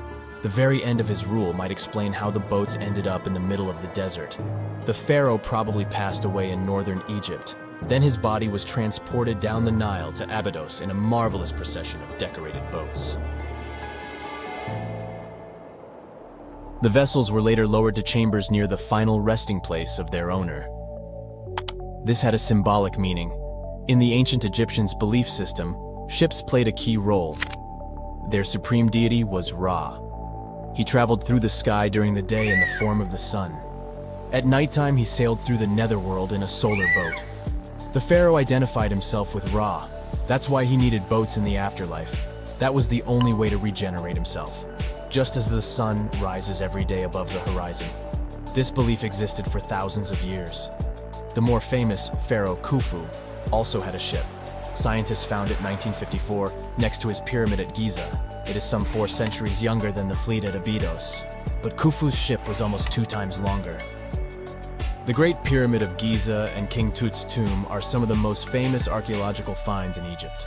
But there are many more secrets hiding beneath the endless sands of the Sahara Desert. Recently, 2020, archaeologists found a lost city there. They have labeled it as the most important discovery since King Tut's tomb, 1922. The city of Aten is some 3,000 years old. Historians hope it will give them a unique insight into the everyday life of ancient Egyptians. The famous archaeologist and Egyptologist Zahi Hawass proclaimed the site a lost golden city. Aten sits some 300 miles south of Egypt's capital, Cairo. It is close to the famous Valley of the Kings.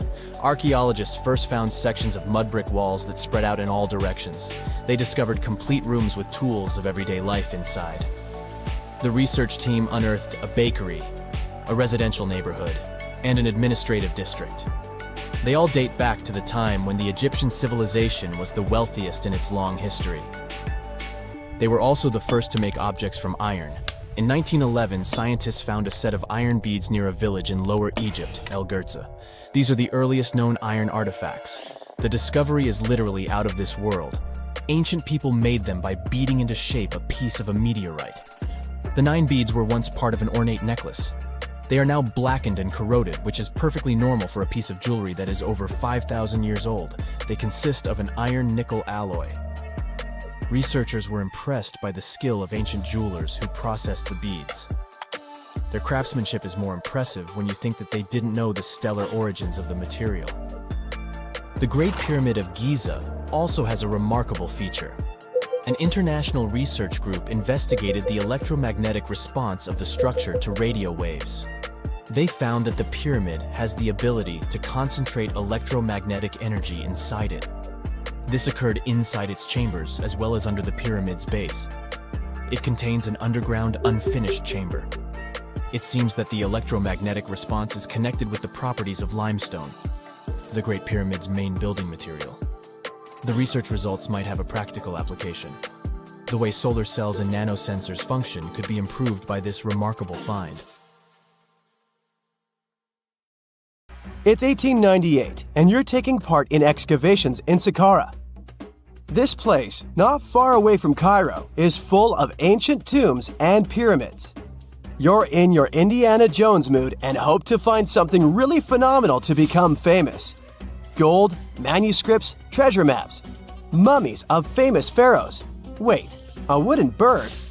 You're really disappointed as it looks like a regular toy. An old one, but still.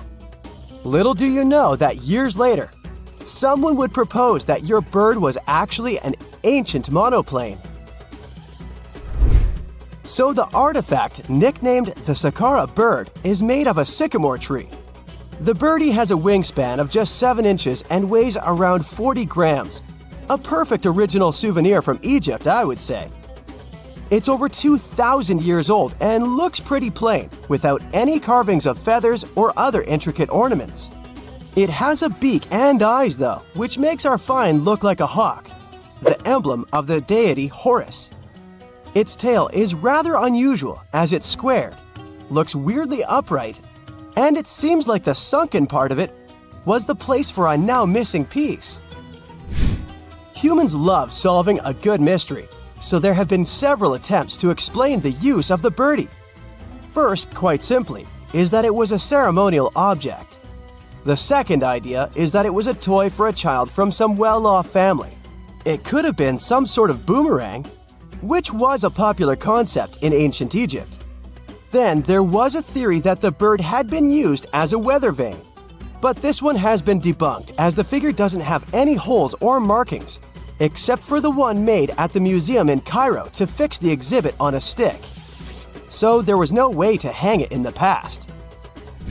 Almost a century after the bird was found, Egyptologist Dr. Khalil Masiha proposed a new theory that it could have been a model of a monoplane. He believed the bird was missing a horizontal tailplane. Otherwise, it had its wings set at a right angle, similar to that of modern planes. It could have worked to generate the aerodynamic lift necessary for flights. Dr. Masiha also claimed that it was common at that time to place miniature models of technological inventions in tombs. So, did the ancient Egyptians really invent the plane in 200 BCE? That would make the Wright brothers, who are considered the inventors of aviation, really upset. They made one of their first flights only in 1903. There's just one way to know for sure, and that is to test the model. But you know, the ancient museum in Cairo would unlikely let one of their cherished exhibits fly around like a toy. That's why glider designer Martin Gregory built a similar model, this time of balsa wood, and concluded that even with the missing tailplane, the plane wasn't much of a flyer. Case solved? Not really. This didn't sound convincing enough to the History Channel, so they invited an aerodynamics expert to build another replica of the bird. He tested it in weather conditions similar to those in Egypt and was impressed with the little plane's abilities. So, if they did invent the prototype of a plane back in the times of pharaohs, it would be a good example of an oupart. That's an out-of-place artifact, an object that's way ahead of its time in terms of technology or history. And the Saqqara bird isn't the only example of such a revolutionary concept. In 1901, a group of divers retrieved the Antikythera mechanism from an underwater shipwreck near the Greek island of Antikythera. It's been dubbed the world's first analog computer, and it's currently dated around 100 BCE. The bronze mechanism could tell the position of the sun, moon, planets, and stars, as well as the lunar phase, the dates of upcoming solar eclipses, and even the speed at which the moon moves through the sky. No one's sure who used it and how or where it was made. But it's obvious that it's extremely precise and way too advanced for its time. The first flushing toilets in the world were invented in the middle of the 20th century. Just kidding. The ancient Minoans on the Mediterranean island of Crete and the Indus Valley civilization both came up with this brilliant invention at the same time, around 4,000 years ago. The plumbing and sanitation were so well done that no one managed to design anything better until 2,000 years later. One ancient Minoan lavatory was discovered at the Palace of Knossos. It looks like it had a wooden seat set over a tunnel that directed water from a rooftop reservoir to an underground sewer. Other varieties got water from jugs. Only the super rich people could afford all this glory. So if you wanted to shop for real estate back then, the flushing toilet would be a telltale sign you were in the rich neighborhood. Automated doors became a cool, seemingly new invention back in 1931. But the technology behind them is actually much older. Think the 1st century CE old. Mathematician and engineer Heron of Alexandria came up with a hydraulic system to open and close temple doors. To bring it into action, you need to light a fire to produce heat. There was a brass pot under the fire, half filled with water. The inventor connected the brass pot to containers that acted as weights.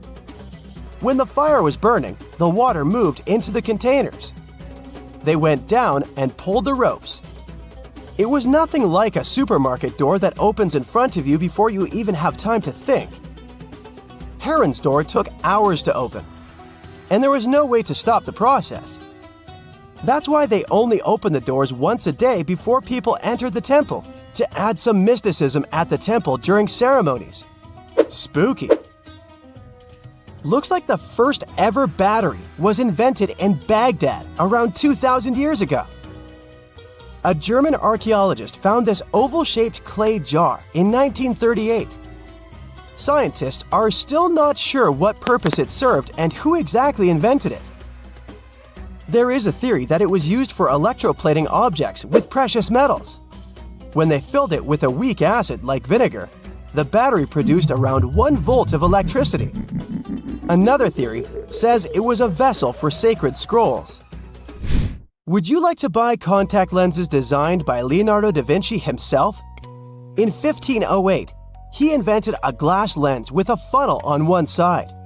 You were supposed to wear it with water inside to improve your vision. Sounds a bit uncomfortable, doesn't it?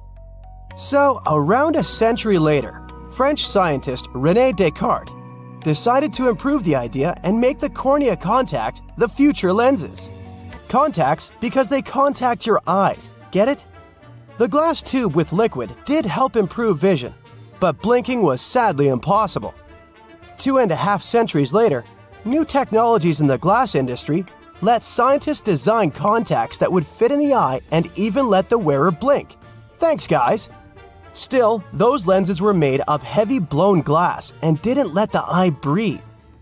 About 50 years later, contacts became plastic, lightweight, unbreakable, and scratch-resistant, but still covering the entire eye. And then, in 1948, an English optical technician accidentally sanded down a plastic lens and figured out they'd still be in place even if they covered only the cornea. Imagine you're living in 19th century London and need to send a message to New York. It would have taken about 10 days to get there by ship.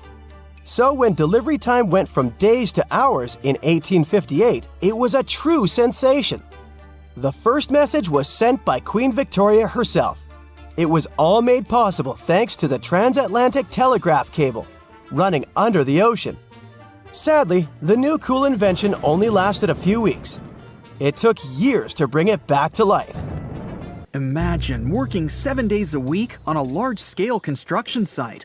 You, along with thousands of others, carry millions of stone blocks and put them on top of each other according to a complex system. You work without modern construction equipment. You have no air conditioning or constant access to water. It's so hot outside that you can fry eggs on the road. You've been building the pyramid for decades, and now, when it's finally done, you enjoy the result of the colossal work of thousands of people. You're looking at a giant cultural monument of global value that will freeze in time and amaze people for tens of thousands of years. A few thousand years have passed. People in the 21st century see the pyramids and are like, wow, I can't believe humans have built this. Yeah, the people who built the pyramids wouldn't have appreciated such a theory. But actually, there are reasons to believe that people built it using some fantastic technology. From the outside, it seems the Great Pyramids are just big triangles of stone. People just put some heavy blocks on top of each other, and that's it. In fact, the design seems too perfect to be true. The pyramid consists of more than 2 million blocks. They lay so close to each other and are so even that you couldn't squeeze even a thin sheet of paper between them. Scientists still can't figure out the exact technology for building the Egyptian pyramids. One of the biggest and most famous is the Great Pyramid of Giza. This huge construction, well known all over the world, has one big secret. There should be a capstone on top of the pyramid. It's a triangular-shaped stone block, a small pyramid on top of a huge one. It's also called a pyramidion. The builders of ancient Egypt made it out of granite and limestone and covered it with gold. No records or old drawings prove that there was a pyramidion at the top of the Great Pyramid of Giza. But there's another ancient Egyptian structure with such a triangle, the Red Pyramid. It was built before the Great One, and its capstone has survived to this day. Archaeologists have found and reconstructed it. But where could the capstone of the Great Pyramid be? It's a mystery that still has no answer. Some are sure that some thieves have stolen it from the top. Maybe they just climbed up and pushed the pyramidion down. It makes perfect sense. The capstone was probably the most valuable element of the pyramid. Many scientists and archaeologists still don't know its exact purpose. Some believe that this peak covered with gold glorified the pharaohs. The capstone reflected moonlight at night and illuminated the entire space around it. During the day, the capstone reflected sunlight with its shiny surface. You could have noticed it from afar. The top of the pyramid was a kind of guiding star for lost travelers. All other stone blocks of the pyramid consist of limestone. People polish them to make them look shiny. In the past, they were even glowing and reflected light. You could see glowing pyramids from space, although they looked like tiny lights. Over thousands of years, winds, sandstorms, and rains have changed the pyramid's appearance. If people had taken care of them all this time, they would have looked like something out of science fiction movies, or the pyramids from Las Vegas. But unfortunately, we will never see their original appearance. Some archaeologists and scientists believe that the capstone could absorb the sun's energy and distribute it evenly throughout the pyramid. No one knows precisely why the Egyptians needed this technology. There's a theory the pyramids are ancient energy systems. The pharaohs applied this energy to use some unique technologies that were more advanced than all the achievements of the 21st century. And the triangular shape of the pyramids was ideal for boosting this electromagnetic energy. In theory, solar radiation, or electromagnetic forces, accumulated at the top of the pyramid, filled the inner rooms, and then went down the walls to the base. Any surface distortion could prevent the flow from spreading, so they had to create a perfectly smooth surface. That's why they installed the blocks so that nobody could squeeze a needle or razor blade between them. Many people believe in this theory because they built the pyramids from limestone. This material can hold energy inside itself. In the inner part, they created granite deposits to cause air ionization, that is, to create an electric charge. They also dug channels under the pyramid for water to transmit electricity. And at the top, they put a gold capstone, the best conductor of electricity. So, this is how you get a great power generator. Different cultures used similar technologies to create electricity all over the world. But these are all theories. If it had been working, humanity would have used these technologies today. There are mentions of the metal industry, chemistry, engineering, physics, mathematics, and astronomy in some ancient records. Most scientists don't believe in all these things. We know the detailed stages of the technology's development in different cultures. In the 21st century, scientists, historians, and anthropologists can track the evolution of all modern devices. If people had created some technological inventions in ancient times, the history of the world would have looked different. Perhaps all the achievements of antiquity could have been wiped off the face of the earth by global cataclysms, and it can happen to us. Just imagine how people would dig up a laptop in 5,000 years. Perhaps they wouldn't understand what kind of device it is. Another Egyptian wonder surrounded by mystery is the statue of the Sphinx. The Egyptians carved it out of a single massive piece of limestone about 4.5 thousand years ago. But scientists still don't know the exact date of its construction or who built it. People painted the Sphinx in different colors, so it looked much brighter and more vivid in the distant past. It was shining just like the Great Pyramids. Anyway, time hasn't only changed its appearance, but its name too. Initially, the Egyptians called it Hor-Mekhet. The Greeks renamed it the Sphinx about a few hundred years after it had been built. The Sphinx emphasized the greatness of the rulers of Egypt. It also performed a symbolic function of a watchdog guarding the tomb of the pharaoh and the paths leading to it. This version sounds realistic, since archaeologists have discovered many secret entrances at the foot of the Sphinx. Perhaps these rooms and intricate tunnels lead to underground halls with treasures. And treasures don't always mean gold and jewelry. According to legends and theories, the Sphinx guards the Hall of Records, the storage of all humankind's knowledge. The information about the ancient mythical state of Atlantis could be there. You can find many detailed maps of the internal dungeons of the Sphinx on the internet. They show structures 12 stories deep under the statue.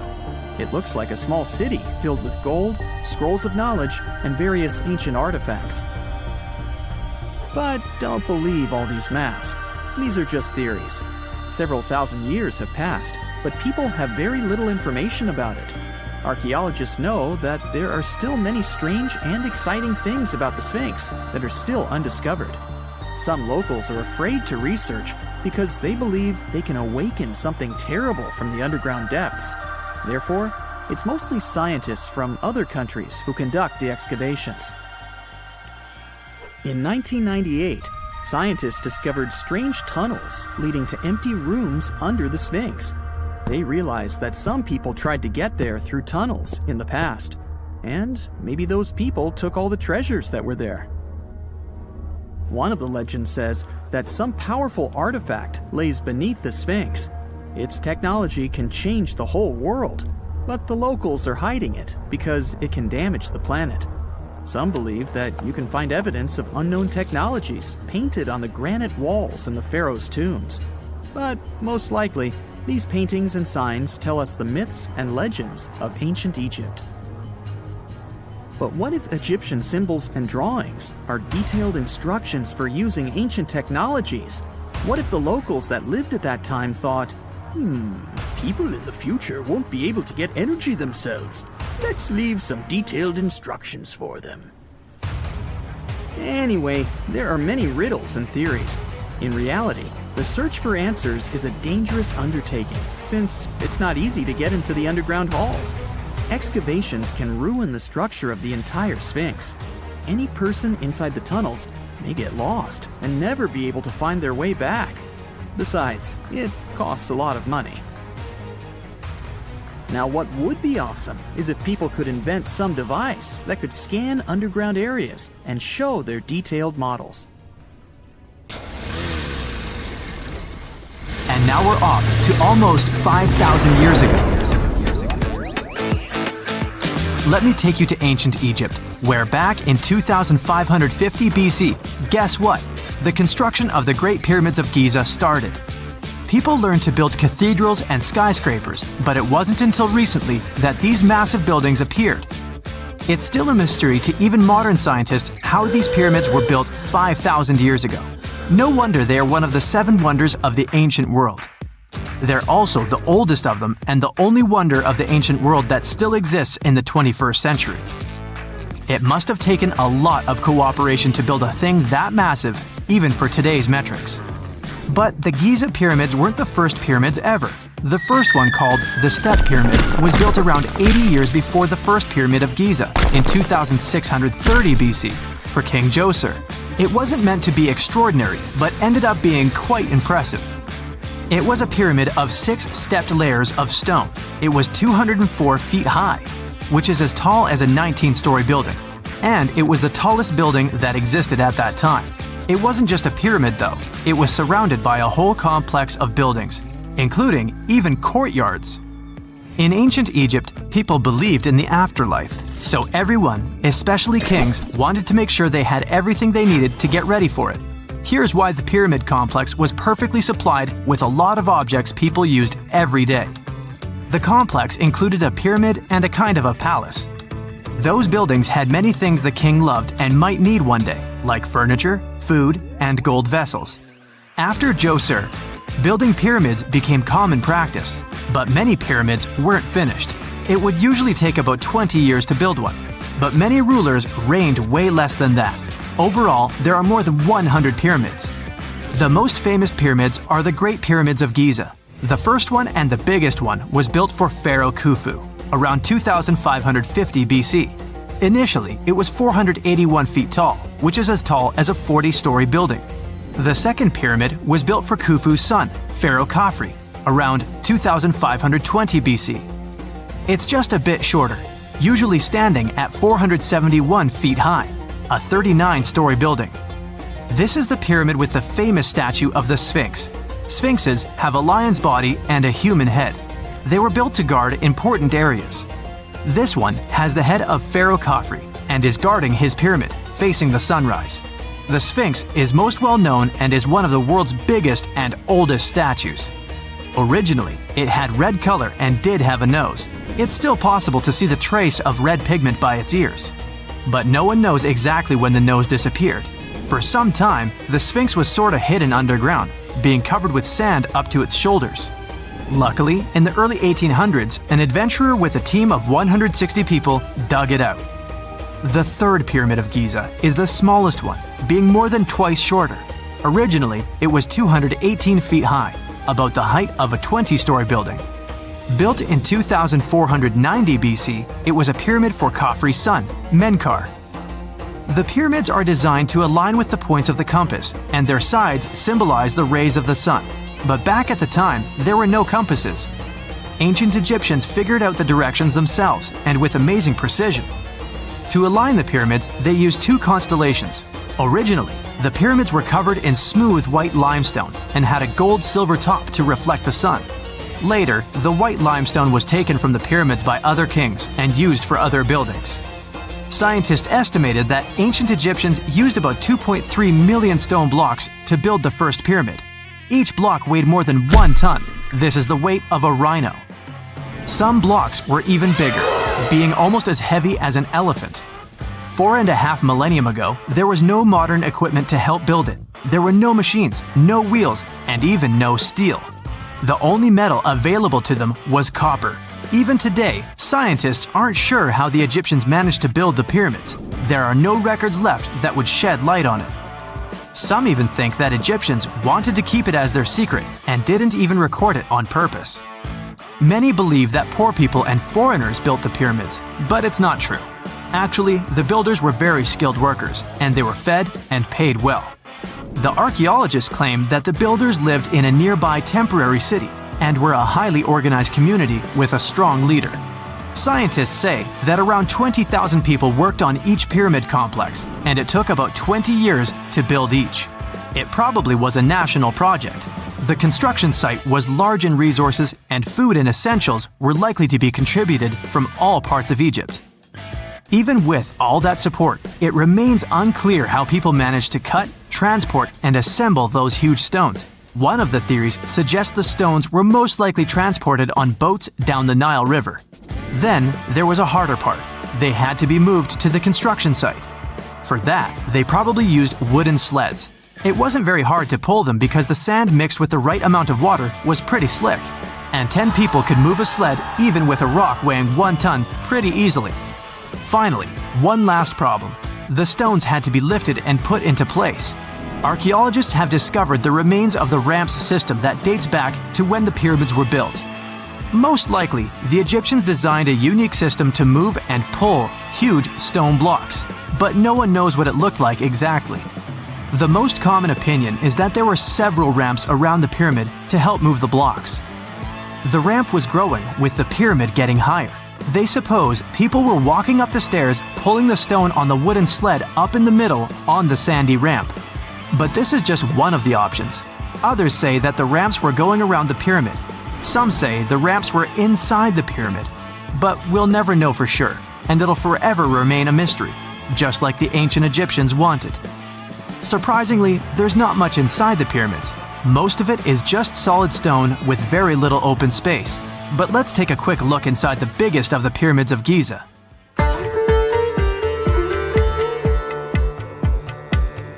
From the entrance, there are 2 stairs, one going down and the other one going up. The descending one takes you to a chamber located underground. That's where the pharaohs are, but not in this pyramid because Khufu wanted to stay higher. The underground room is partly unfinished. The room with Khufu's sarcophagus is called the King's Chamber. It's upstairs and then through the tall and long Grand Gallery.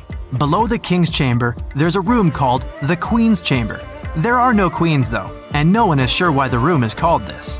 Unfortunately, none of these have any hieroglyphs on the wall. They're just bare. If you want to see them, you should go to the other rooms that are decorated. Those pieces of art are depictions of ancient Egypt's culture and daily life. The texts allow researchers to study their language and grammar. Sadly, the treasures that once were here in the pyramid are long stolen. From that room, there are several tunnels for an unknown purpose. There are many tunnels and passages inside the pyramids. There are many chambers and shafts and secret ways. Scientists have been sending little robots with cameras there for some decades already. And the robots did discover another chamber a bit upstairs with hieroglyphs on the walls. But even today, much of the pyramids is still unknown, and there's no so-called building plan of the pyramids. Egyptians did create a mystery no one can crack for 4,500 years already. Scientists recently started to X-ray the pyramid to learn what's inside it without entering it and its narrow, mysterious tunnels. Archaeologists were looking for the long-lost tomb of Cleopatra when they found something that seemed too good to be real.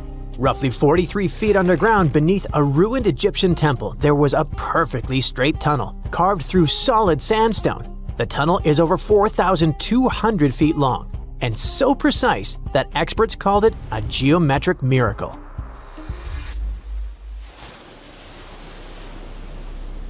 The tunnel sits beneath an ancient city west of Alexandria, near Egypt's Mediterranean coast. The team that found it carefully peeled back layers of stone and debris until they hit this passage, about 6.5 feet tall, cut cleanly into bedrock. There were no collapse marks or wandering curves, just precision. If you've ever tried to drill a straight hole into a wall at home and failed within seconds, imagine doing this underground for nearly a mile. Ancient builders had no GPS, no lasers, no modern surveying tools. Yet, this tunnel stays remarkably level over its entire length. That means they understood gradients, angles, and distance in a way that goes far beyond stack stones and hope. Engineers today rely on machines to maintain that kind of accuracy underground. These people relied on knowledge, repetition, and patience. Parts of the tunnel now sit underwater or collapsed, probably after several earthquakes that struck the region centuries ago. Some experts think the tunnel may have once connected the temple to water sources or ritual areas closer to the sea. Archaeologists noticed that the Egyptian tunnel is an exact replica of the Eupalinos tunnel in Greece. It's believed to be one of the most important engineering achievements of antiquity, which only makes the Egyptian tunnel more special. Underground passages in ancient Greece linked temples to sacred springs. Back in ancient times, people moved through space in specific ways, underground and above, to reenact myths and journeys of gods. A tunnel like this could represent a path to the underworld, rebirth, or divine transition. Nobody would invest this much effort in construction just for decoration. Plus, in earlier digs at the site, archaeologists pulled up all kinds of artifacts, including coins with the names and faces of Cleopatra VII and Alexander the Great. They also found figurines, statues of deities, a mummy with a gold tongue, and even an entire cemetery packed with Greco-Roman style mummies. The perfect geometric tunnel isn't an isolated flex. Not far away, underwater archaeologists off the coast of Alexandria uncovered something that sounds like it belongs in a royal travel documentary. A 2,000-year-old pleasure boat that once glided along the Nile. And this wasn't just another fishing vessel or cargo barge. It likely stretched over 115 feet long and 23 feet wide, and had a decorated cabin, plus around 20 rowers, which turned the river into a moving palace. This isn't speculation pulled out of thin air. An ancient Greek geographer named Strabo wrote about these exact boats around the 1st century BCE. He described lavish vessels used by royalty during festivals and ceremonial outings in Alexandria. For years, historians treated that as a poetic exaggeration. Then, this wreck surfaced, and suddenly, Strabo sounded less like a storyteller and more like a witness. Even ancient art backs it up. The Palestrina mosaic from Italy shows richly decorated boats floating down the Nile. They match both the texts and the physical evidence almost perfectly. Inside the wreck, archaeologists found something small but incredibly human. Graffiti scratched into the wood in Greek. Just writing left behind by someone who stood on that deck 2,000 years ago. Researchers haven't fully decoded the text yet, but its existence alone matters. It tells us this wasn't just a floating symbol of power. People lived on it.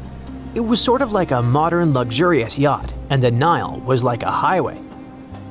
All types of vessels with passengers were moving back and forth, visiting friends, carrying their goods for trade, doing business, and, of course, going on pleasure cruises.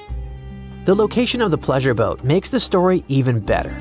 The boat sat near the temple of Isis on Antirodos, an island that once hosted royal and religious buildings before earthquakes and rising seas erased it from the surface. That temple collapsed around 50 CE, and researchers believe the boat may have sunk during the same disaster.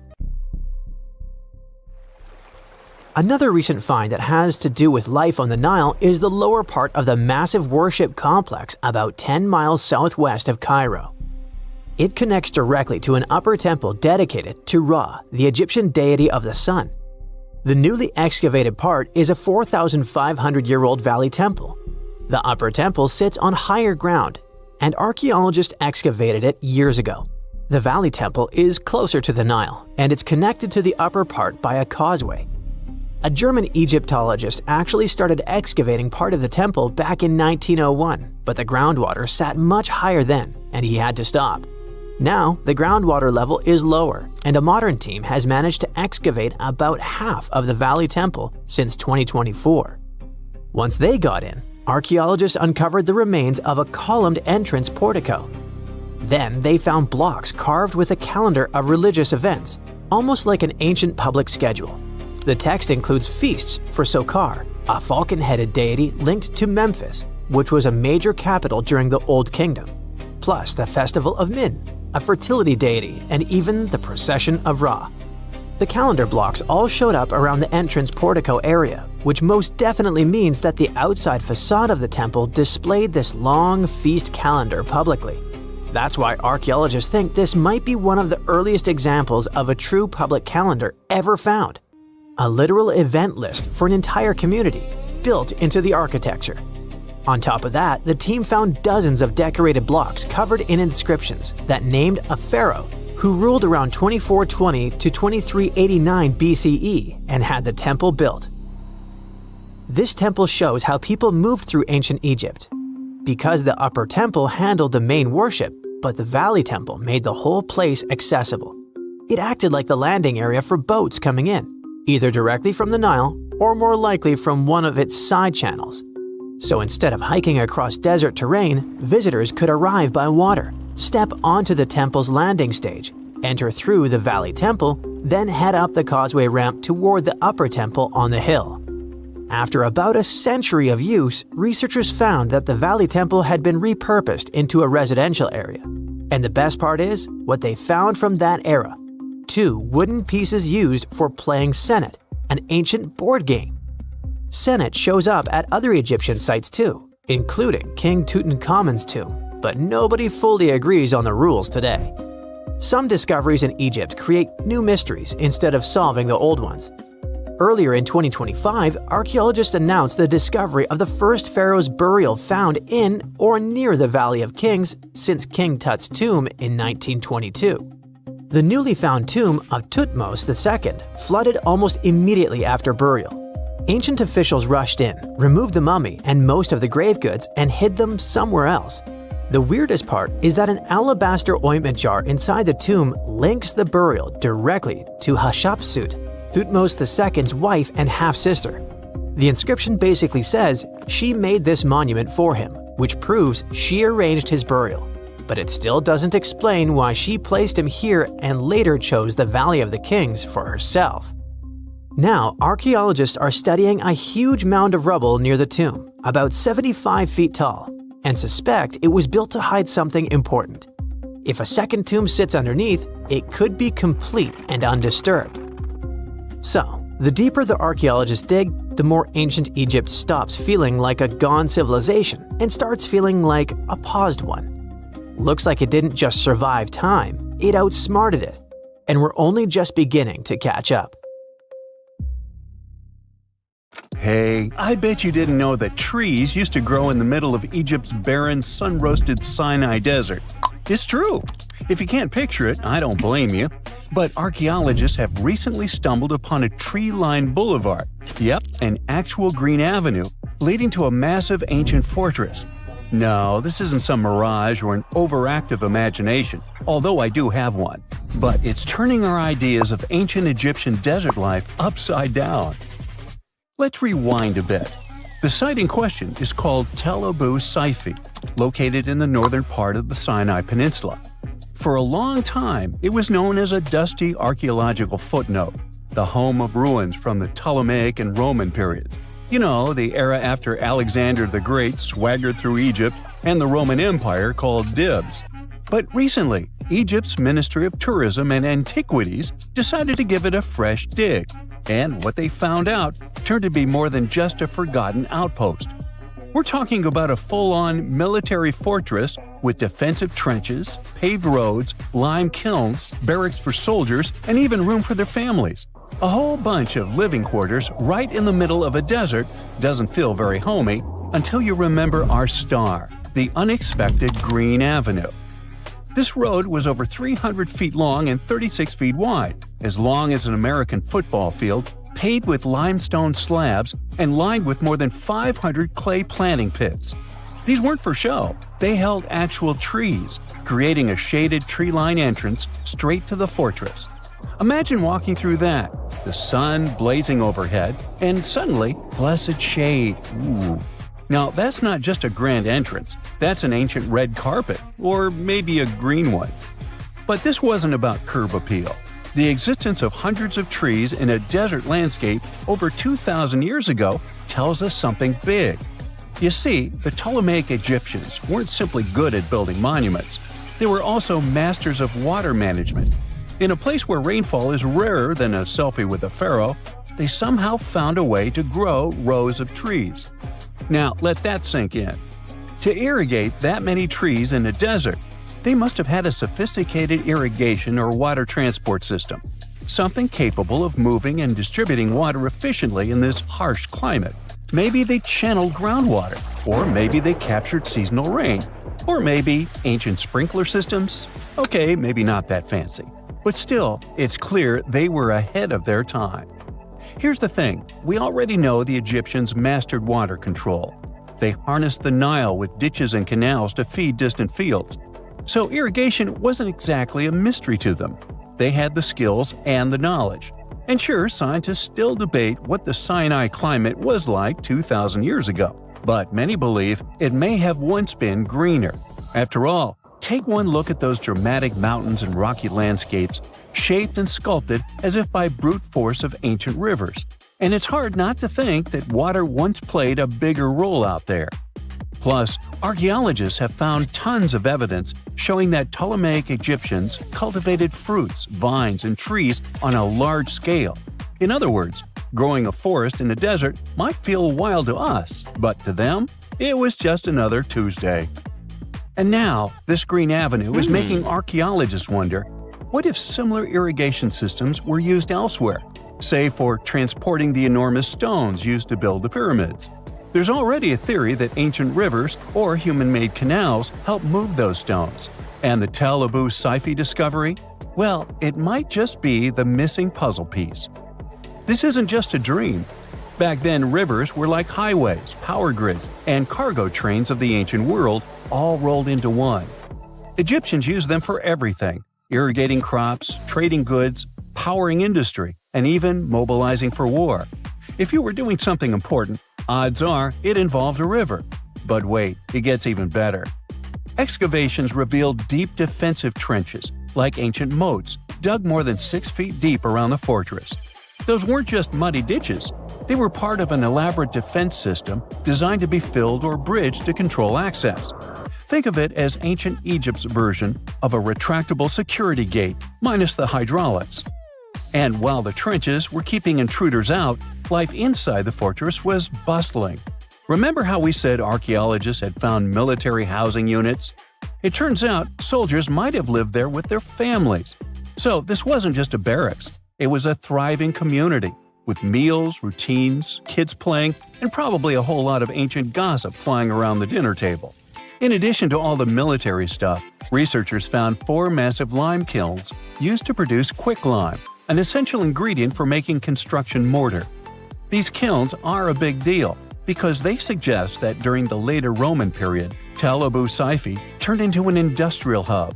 It was like the Home Depot of ancient Egypt, churning out materials to build and repair buildings. But here's where the plot thickens. Underneath all of this, beneath the roads, the trenches, the kilns, archaeologists found the corners of an even older structure, a mystery building. Could it be the remains of a third, much older fortress? Or an ancient cemetery or lost city? Nobody knows yet, but one thing's clear, this story isn't over. Honestly, this might be the coolest archaeological cliffhanger of the decade. So, what does this all mean? Well, for starters, it challenges everything we assumed about desert life in ancient Egypt.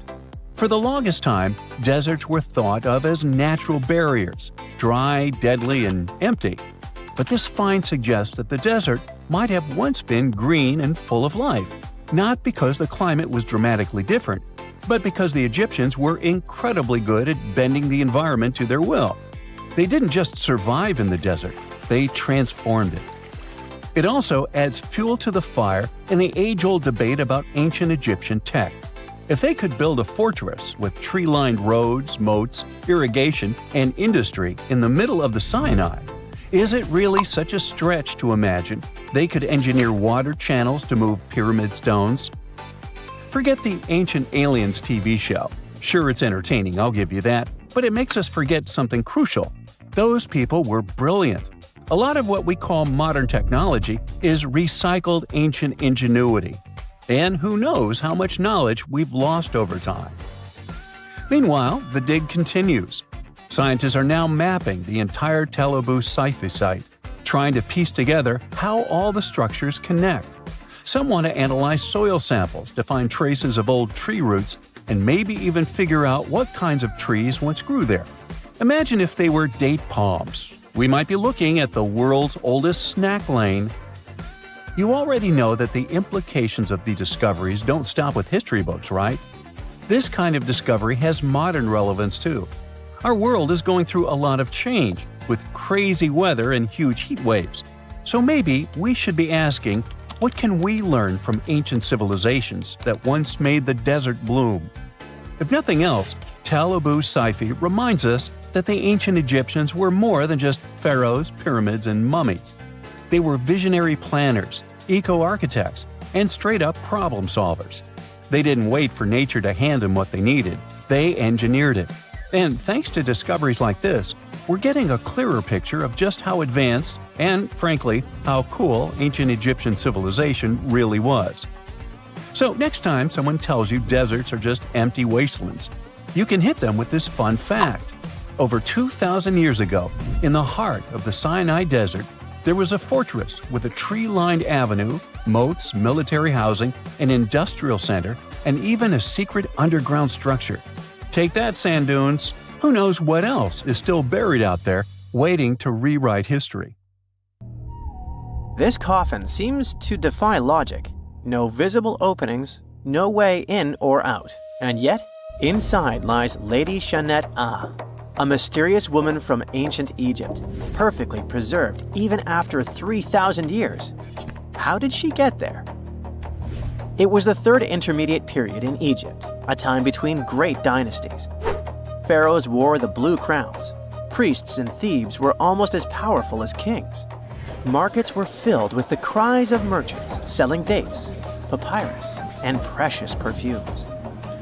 Lady Shanette Ah was in her late 30s or early 40s, old age by Egyptian standards of that time. Like other Egyptians at the time, she ate meals of bread, lentils, and fish. By that age, her teeth were already badly worn down, yellowish with enamel eroded, because food in ancient Egypt often had grains of sand in it. But she wasn't just a regular woman. When she passed away for unknown reasons, her burial was lavish. Locals wrapped her body in expensive linen and adorned with artificial eyes to replace her real ones. That would help her see in the afterlife. And that's exactly how we found her 3,000 years later, in a beautifully decorated sarcophagus. It was made of cartonnage, which is kind of like papier-mâché, made by layering linen and papyrus with adhesive. These coffins were wildly strong, lasting for thousands of years, all thanks to Egypt's super dry climate. But most importantly, Egyptians only used it for the elite. So she was someone very important to the locals, though we might never know why. But there was only one huge problem with her mummy. How did they even put her in the coffin? No matter how much researchers looked, there were simply no entry points. The only visible gap was a tiny slit near her feet. But that's not nearly large enough to place her entire body inside. This mystery puzzled them for decades, until they finally learned the truth only recently. They studied those mummies at the Field Museum in Chicago using new technology, CT scans. It's basically like taking thousands of X-rays and piecing them together to create detailed 3D images. That's how we can learn more about the bodies without disturbing them. And it turns out the ancient Egyptians were unbelievably clever. They didn't construct the cartonnage around Shanette Ah's body, which would be a common and easy thing to do. Instead, embalmers created the coffin first. Then, They softened this coffin with moisture to make it flexible. After that, they carefully molded it around her wrapped body. They did cut a slit along the back of the coffin to do that, but then they laced it up like a corset, so it seemed like there were no openings. Finally, they secured a wooden panel at her feet to keep everything in place. That's where the tiny slit came from. Usually, the insides were removed and put in jars, symbolically guarded by the 4 sons of Horus. Egyptians believed that the deceased would need all that stuff once they got into the afterlife. They also thought it would help preserve the body for ages, which, as we can see, worked amazingly well. Thanks to their beliefs, we now have mummies as time capsules. Each son of Horus was supposed to protect each of the specific body parts. The human-headed Imseti for the liver, the baboon-headed Hapi for the lungs, the jackal-headed Dalmutef for the stomach, and the falcon-headed Kebis Senuv for the intestines. It's crazy how much effort the embalmers put into their job, especially in Lady Chanet-A. They wanted to make sure her body remains untouched and the sarcophagus would be perfect for her. You can't help but wonder, who was she if she mattered so much? The ancient Egyptians literally viewed the afterlife as modern retirement planning. You're not just passing away, you gotta prepare yourself for it. Prepare the body, eyes to see, and so on. And the richer or more important you were, the better your afterlife would be. But Chanet-A wasn't the only fascinating mummy they studied. They also decided to scan Harwa, an Egyptian man who lived around the same time. Judging by the mummy, he also had a high social status. His mummy revealed no signs of hard labor and his teeth were well kept, which means he enjoyed some high-quality food without tons of sand in it. Some fellas got lucky both in life and after it. But there were many mysterious mummies throughout history. One of them is King Tut, also known as Lady Di. The story of her began in 1968. Some workers near Changsha, China were digging an air raid shelter for a hospital. But suddenly, they accidentally uncovered an ancient burial site. They came down there and stumbled upon something incredible. 3 tombs belonging to a noblewoman, her husband, and a young man believed to be their son. She was a noblewoman from ancient China, and she had a fascinating backstory. She lived over 2,000 years ago during the Western Han Dynasty. She was married to Li Kang, a guy who served as chancellor to the Changsha Kingdom, a high-ranking official. At first, it looks like Lady Di lived a life of luxury and privilege. She had private musicians to play at her parties, and for her personal enjoyment. She probably played the guqin, an instrument that back in the day people associated with intellect and elegance. And she certainly ate like an empress. Fine meats, delicacies, and all things like that. Even her wardrobe was full of some exquisite silk, not even mentioning the tons of cosmetics. But all this wealth came at a cost. The more she aged, the worse her health became. She got a full pack: a heart condition, diabetes, high pressure, and liver issues. It also looks like her back was driving her crazy, probably making it hard for her to even move. Finally, as a cherry on top, she developed gallstones. All this packed together eventually led to a heart attack that took her life around the age of 50. There was one haunting detail. Scientists found over 130 melon seeds in her stomach and intestines. Most likely, she ate watermelon just hours before she passed away, which means it was probably during summer when the fruit was ripe. She enjoyed a sweet, simple treat before her life was cut short. The excavation began in 1972, and this wasn't easy at all. Over 1,500 local students had to help. And Lady Di was the most mysterious one. She was buried in 4 rectangular pine boxes, one inside the other like a Matryoshka doll, all wrapped in 20 layers of silk, and all that sealed with lots of charcoal and white clay. The coffins were painted beautifully as well, adorned with protective deities, mythical animals, and clouds which symbolized the heavens. There were drawings of divine creatures and Mount Kunlun. The myth said that on this mountain, people reach eternal happiness. All this told us a lot about the Han Dynasty, their beliefs about afterlife, art, daily lives, and their remarkable craftsmanship. And then researchers finally got to the body. It was astonishing. Soft skin, joints that could still bend, and in general, she was almost intact. She even kept her hair, eyelashes, fingerprints, and even traces of blood. It's like she literally passed away only a few weeks ago. Ancient people used a very clever technique to preserve her. It looks like embalmers put her into some weird, mysterious acidic liquid.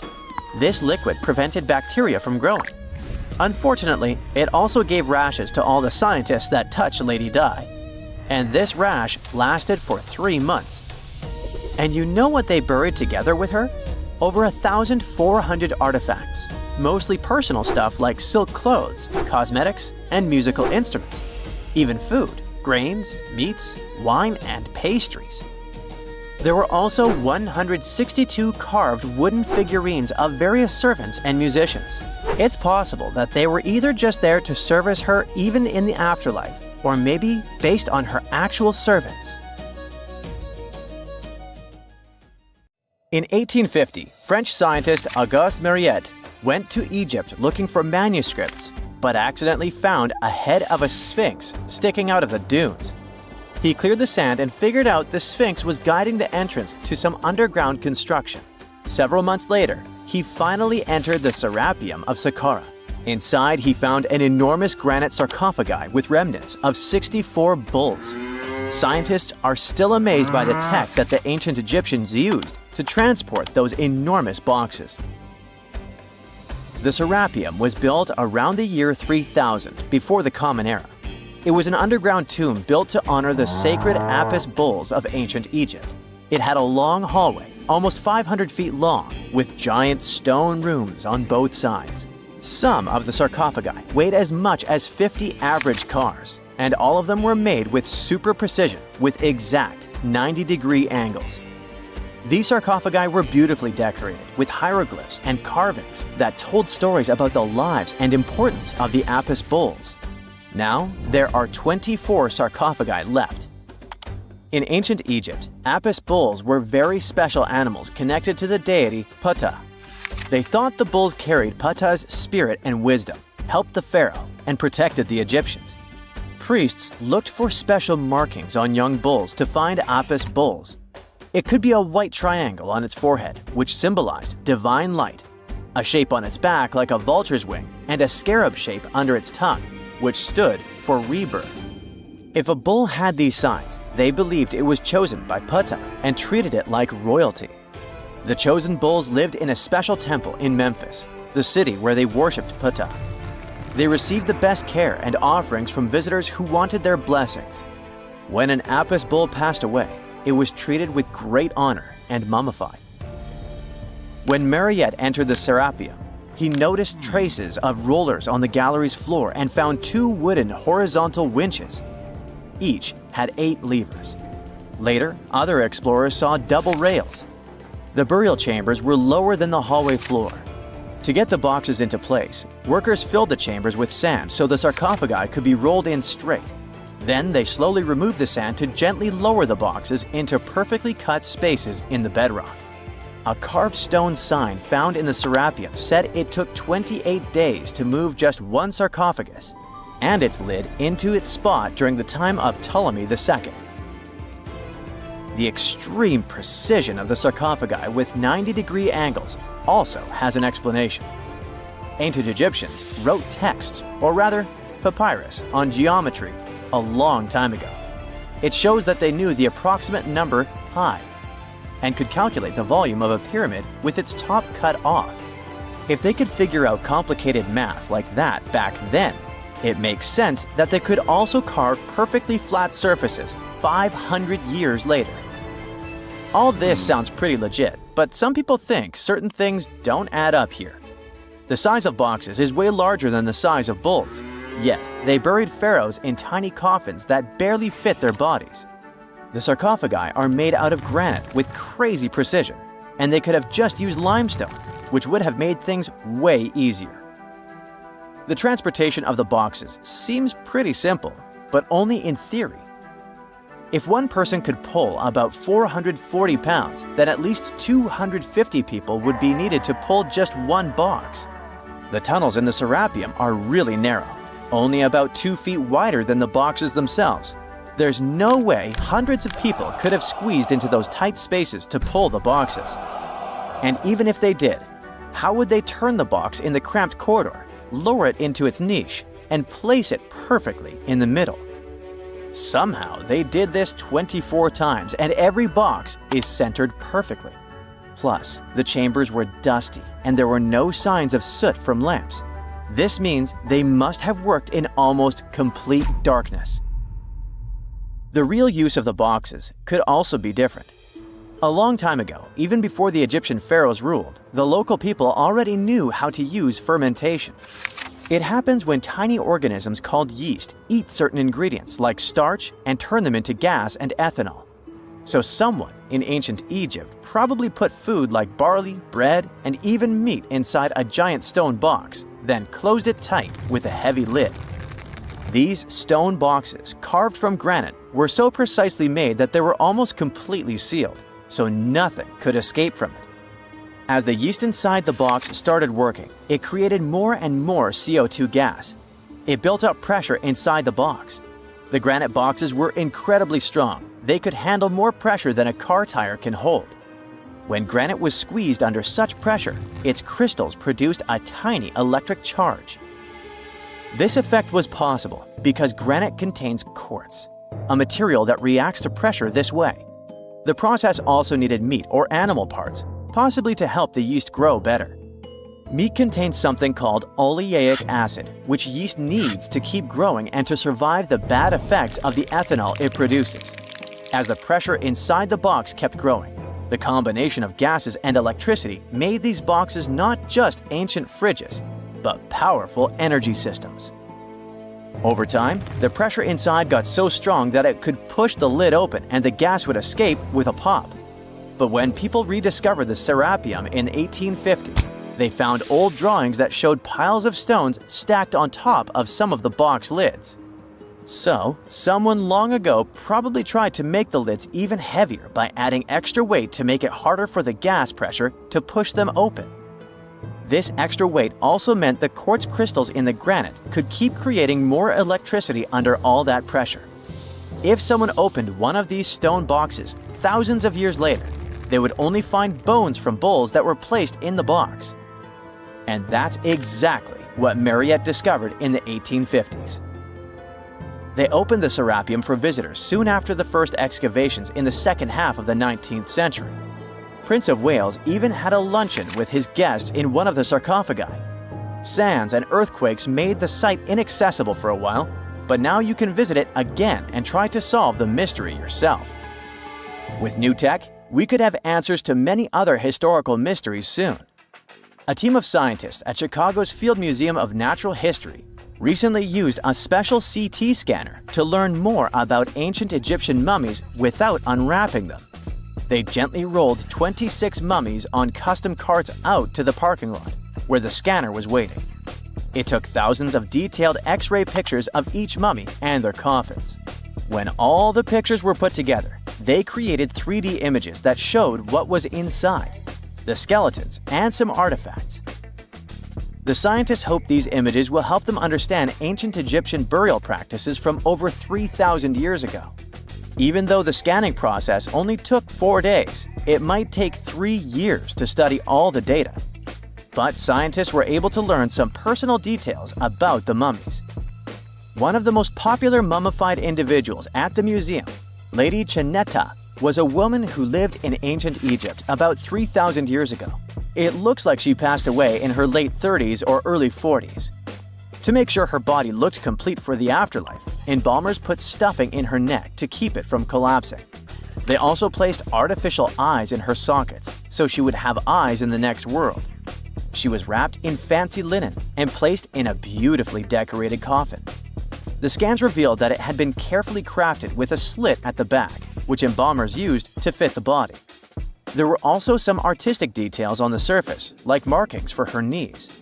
It looks like her burial was on the scale of a high-end luxury car. Most people know that pyramids were built as grand tombs for the pharaohs, designed to ensure they had a smooth journey to the afterlife. The Great Pyramid of Giza, for instance, was constructed for the pharaoh Khufu. But what most people don't know is that this whole pyramid building trend started right here with the step pyramid of Djoser about 4,700 years ago.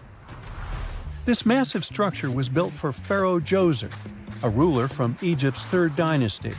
It rises 7 layers high above the ground and stands about 200 feet tall. We think of it today as a phenomenal architectural project, but for ancient Egyptians, the step pyramid of Djoser turned out to be more like a massive experiment, a trial run, if you will, to perfect their building skills before they moved on to even more ambitious pyramids. Reaching new heights is super exciting, but the real mystery is what is going on below the ground. In this pyramid's underground labyrinth, there is a network of tunnels stretching about 3.5 miles long, and some researchers believe these tunnels might have been part of a sophisticated water system that could completely change what we think about pyramid construction. Let's talk about this massive complex located in Saqqara. Surrounding the pyramid, there's what's known as a dry moat, a continuous trench that is up to 164 feet wide and almost 2 miles long. It forms a sort of rectangular shape around the pyramid. This trench has an average depth of about 65 feet. Now, if you were to add up all the earth and rock they dug out to create this moat, it would be about 10 times the volume of the step pyramid itself. For the longest time, people just assumed this trench was nothing more than a huge quarry, a place where they dug up stone and clay to build the step pyramid. Makes sense, right? But when you take a closer look, it doesn't add up. The trench is too narrow and deep to be practical for mining, and its layout doesn't match anything we know about ancient Egyptian quarrying methods. Plus, some sections of the trench are actually covered with a rocky ceiling, which would have made it nearly impossible to use as a quarry.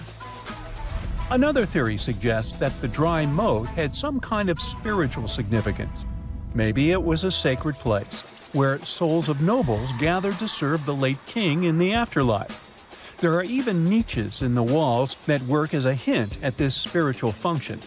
But most researchers believe that this purpose likely developed much later, long after the complex was built for Djoser. So, what was the moat really designed for? In 2020, a researcher came up with a pretty intriguing idea. It is possible that this trench was actually designed to collect and manage water, especially after heavy rainfalls. Now, that makes sense when you consider the location. The moat sits in an area that could easily have been flooded by runoff water from nearby plains. This could also explain why the trench wasn't used for new graves until much later when the climate became drier and less prone to flooding.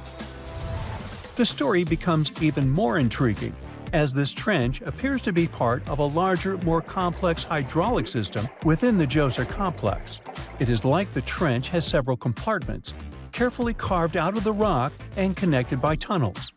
These compartments likely served as a part of a water treatment system, where water would flow from one compartment to the next, getting cleaner as it moved along. Now, here is where things start to tie into the pyramid itself.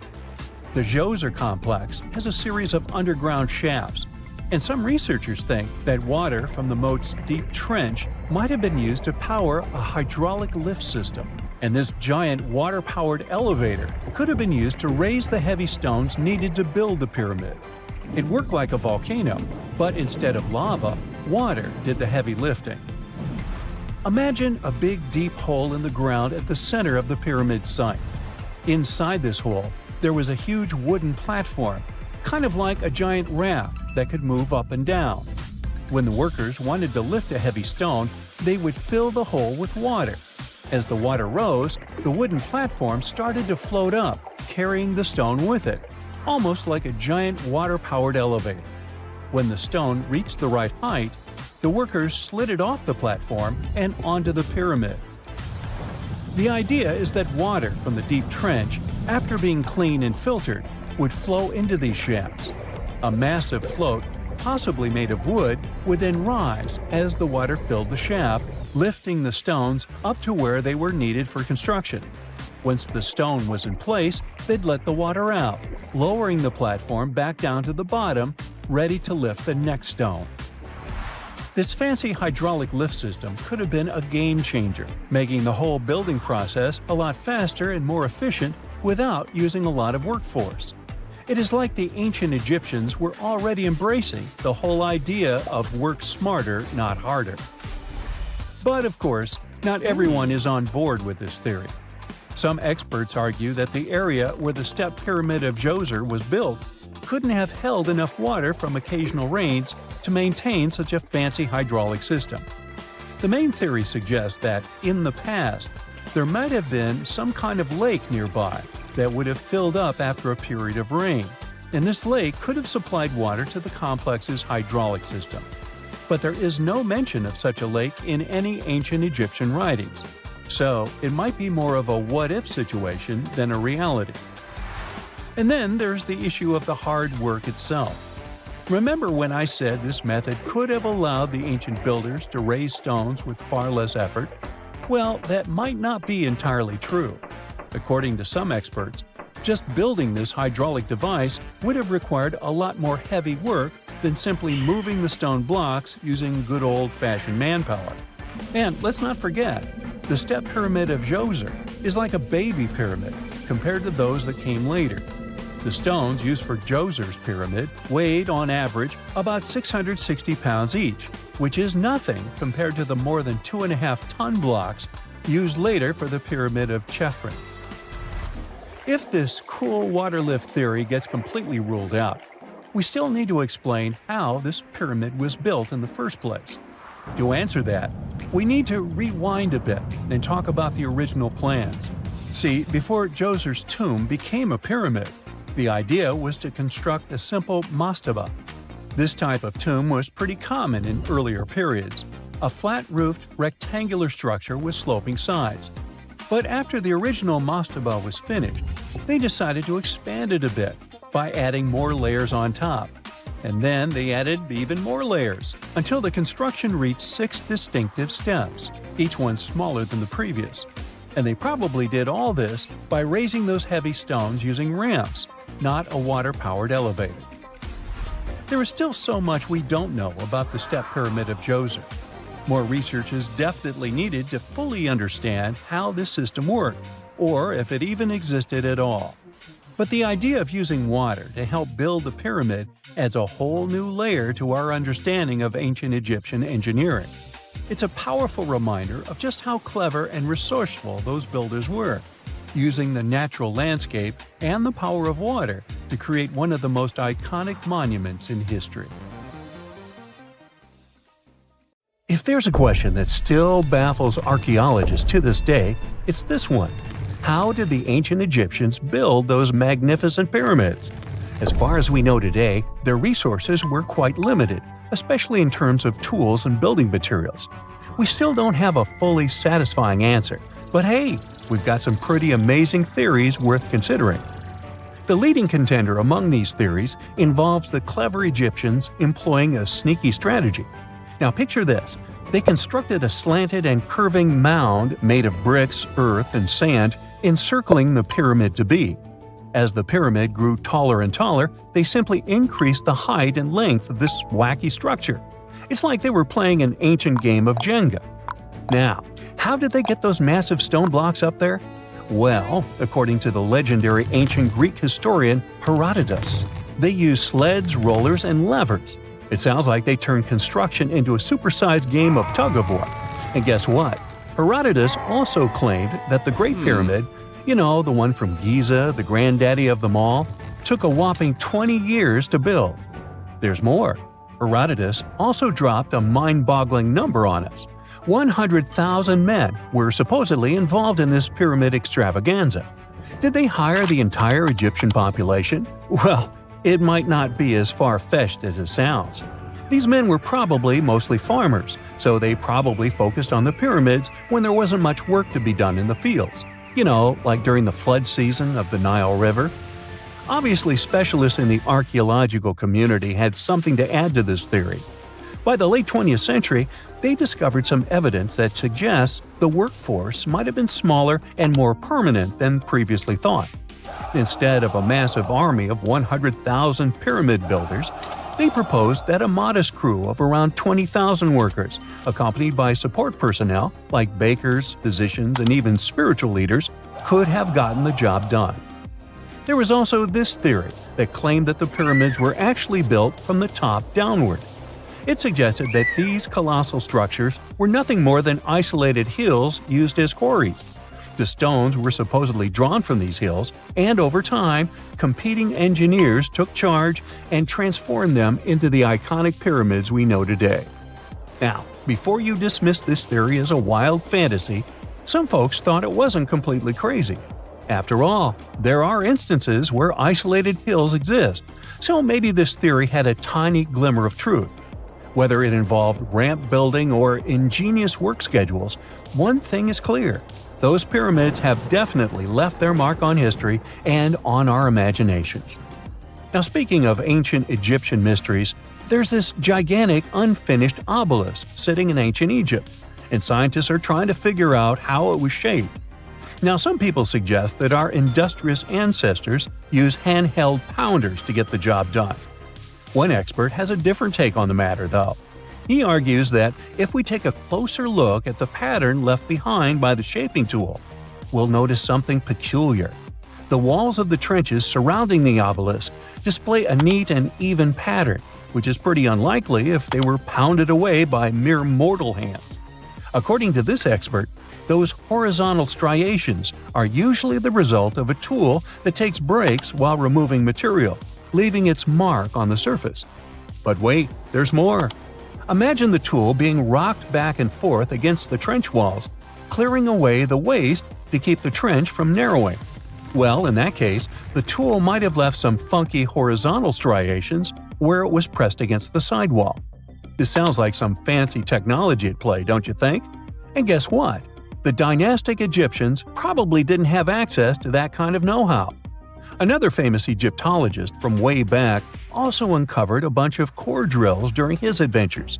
Although the actual drill bits are missing, his collection houses these particular core remnants made of limestone, alabaster, and even granite. These constructions aren't the only amazing thing the ancient Egyptians left behind, though. As it turns out, the Egyptians were the genius minds behind the creation of the handheld mirror. Yeah, that little mirror you use every day to check yourself out. But here's the twist. These mirrors are like pieces of art. They were decorated with inscriptions and figures. But that's not all. The Egyptians had a serious concern with their appearance.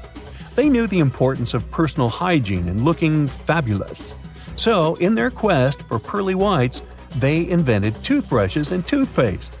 Dental problems were pretty common back then, and their smiles weren't exactly all white. Dentistry wasn't their strongest suit, you see. Maybe their minds were distracted by all that pyramid building. So that doesn't mean those ancient toothpaste recipes weren't amazing. One delightful concoction included rock salt, mint, dried iris petals, and pepper. Some brave dentists in the 21st century tried it out, and it worked pretty well. Ground-up ash was also used in another recipe to create a tooth cleansing paste. Mint was missing, so that didn't do much for their breath. That's when the genius Egyptians came up with the world's first breath mints. They made tablets from heated spices like cinnamon, and they mixed it with honey.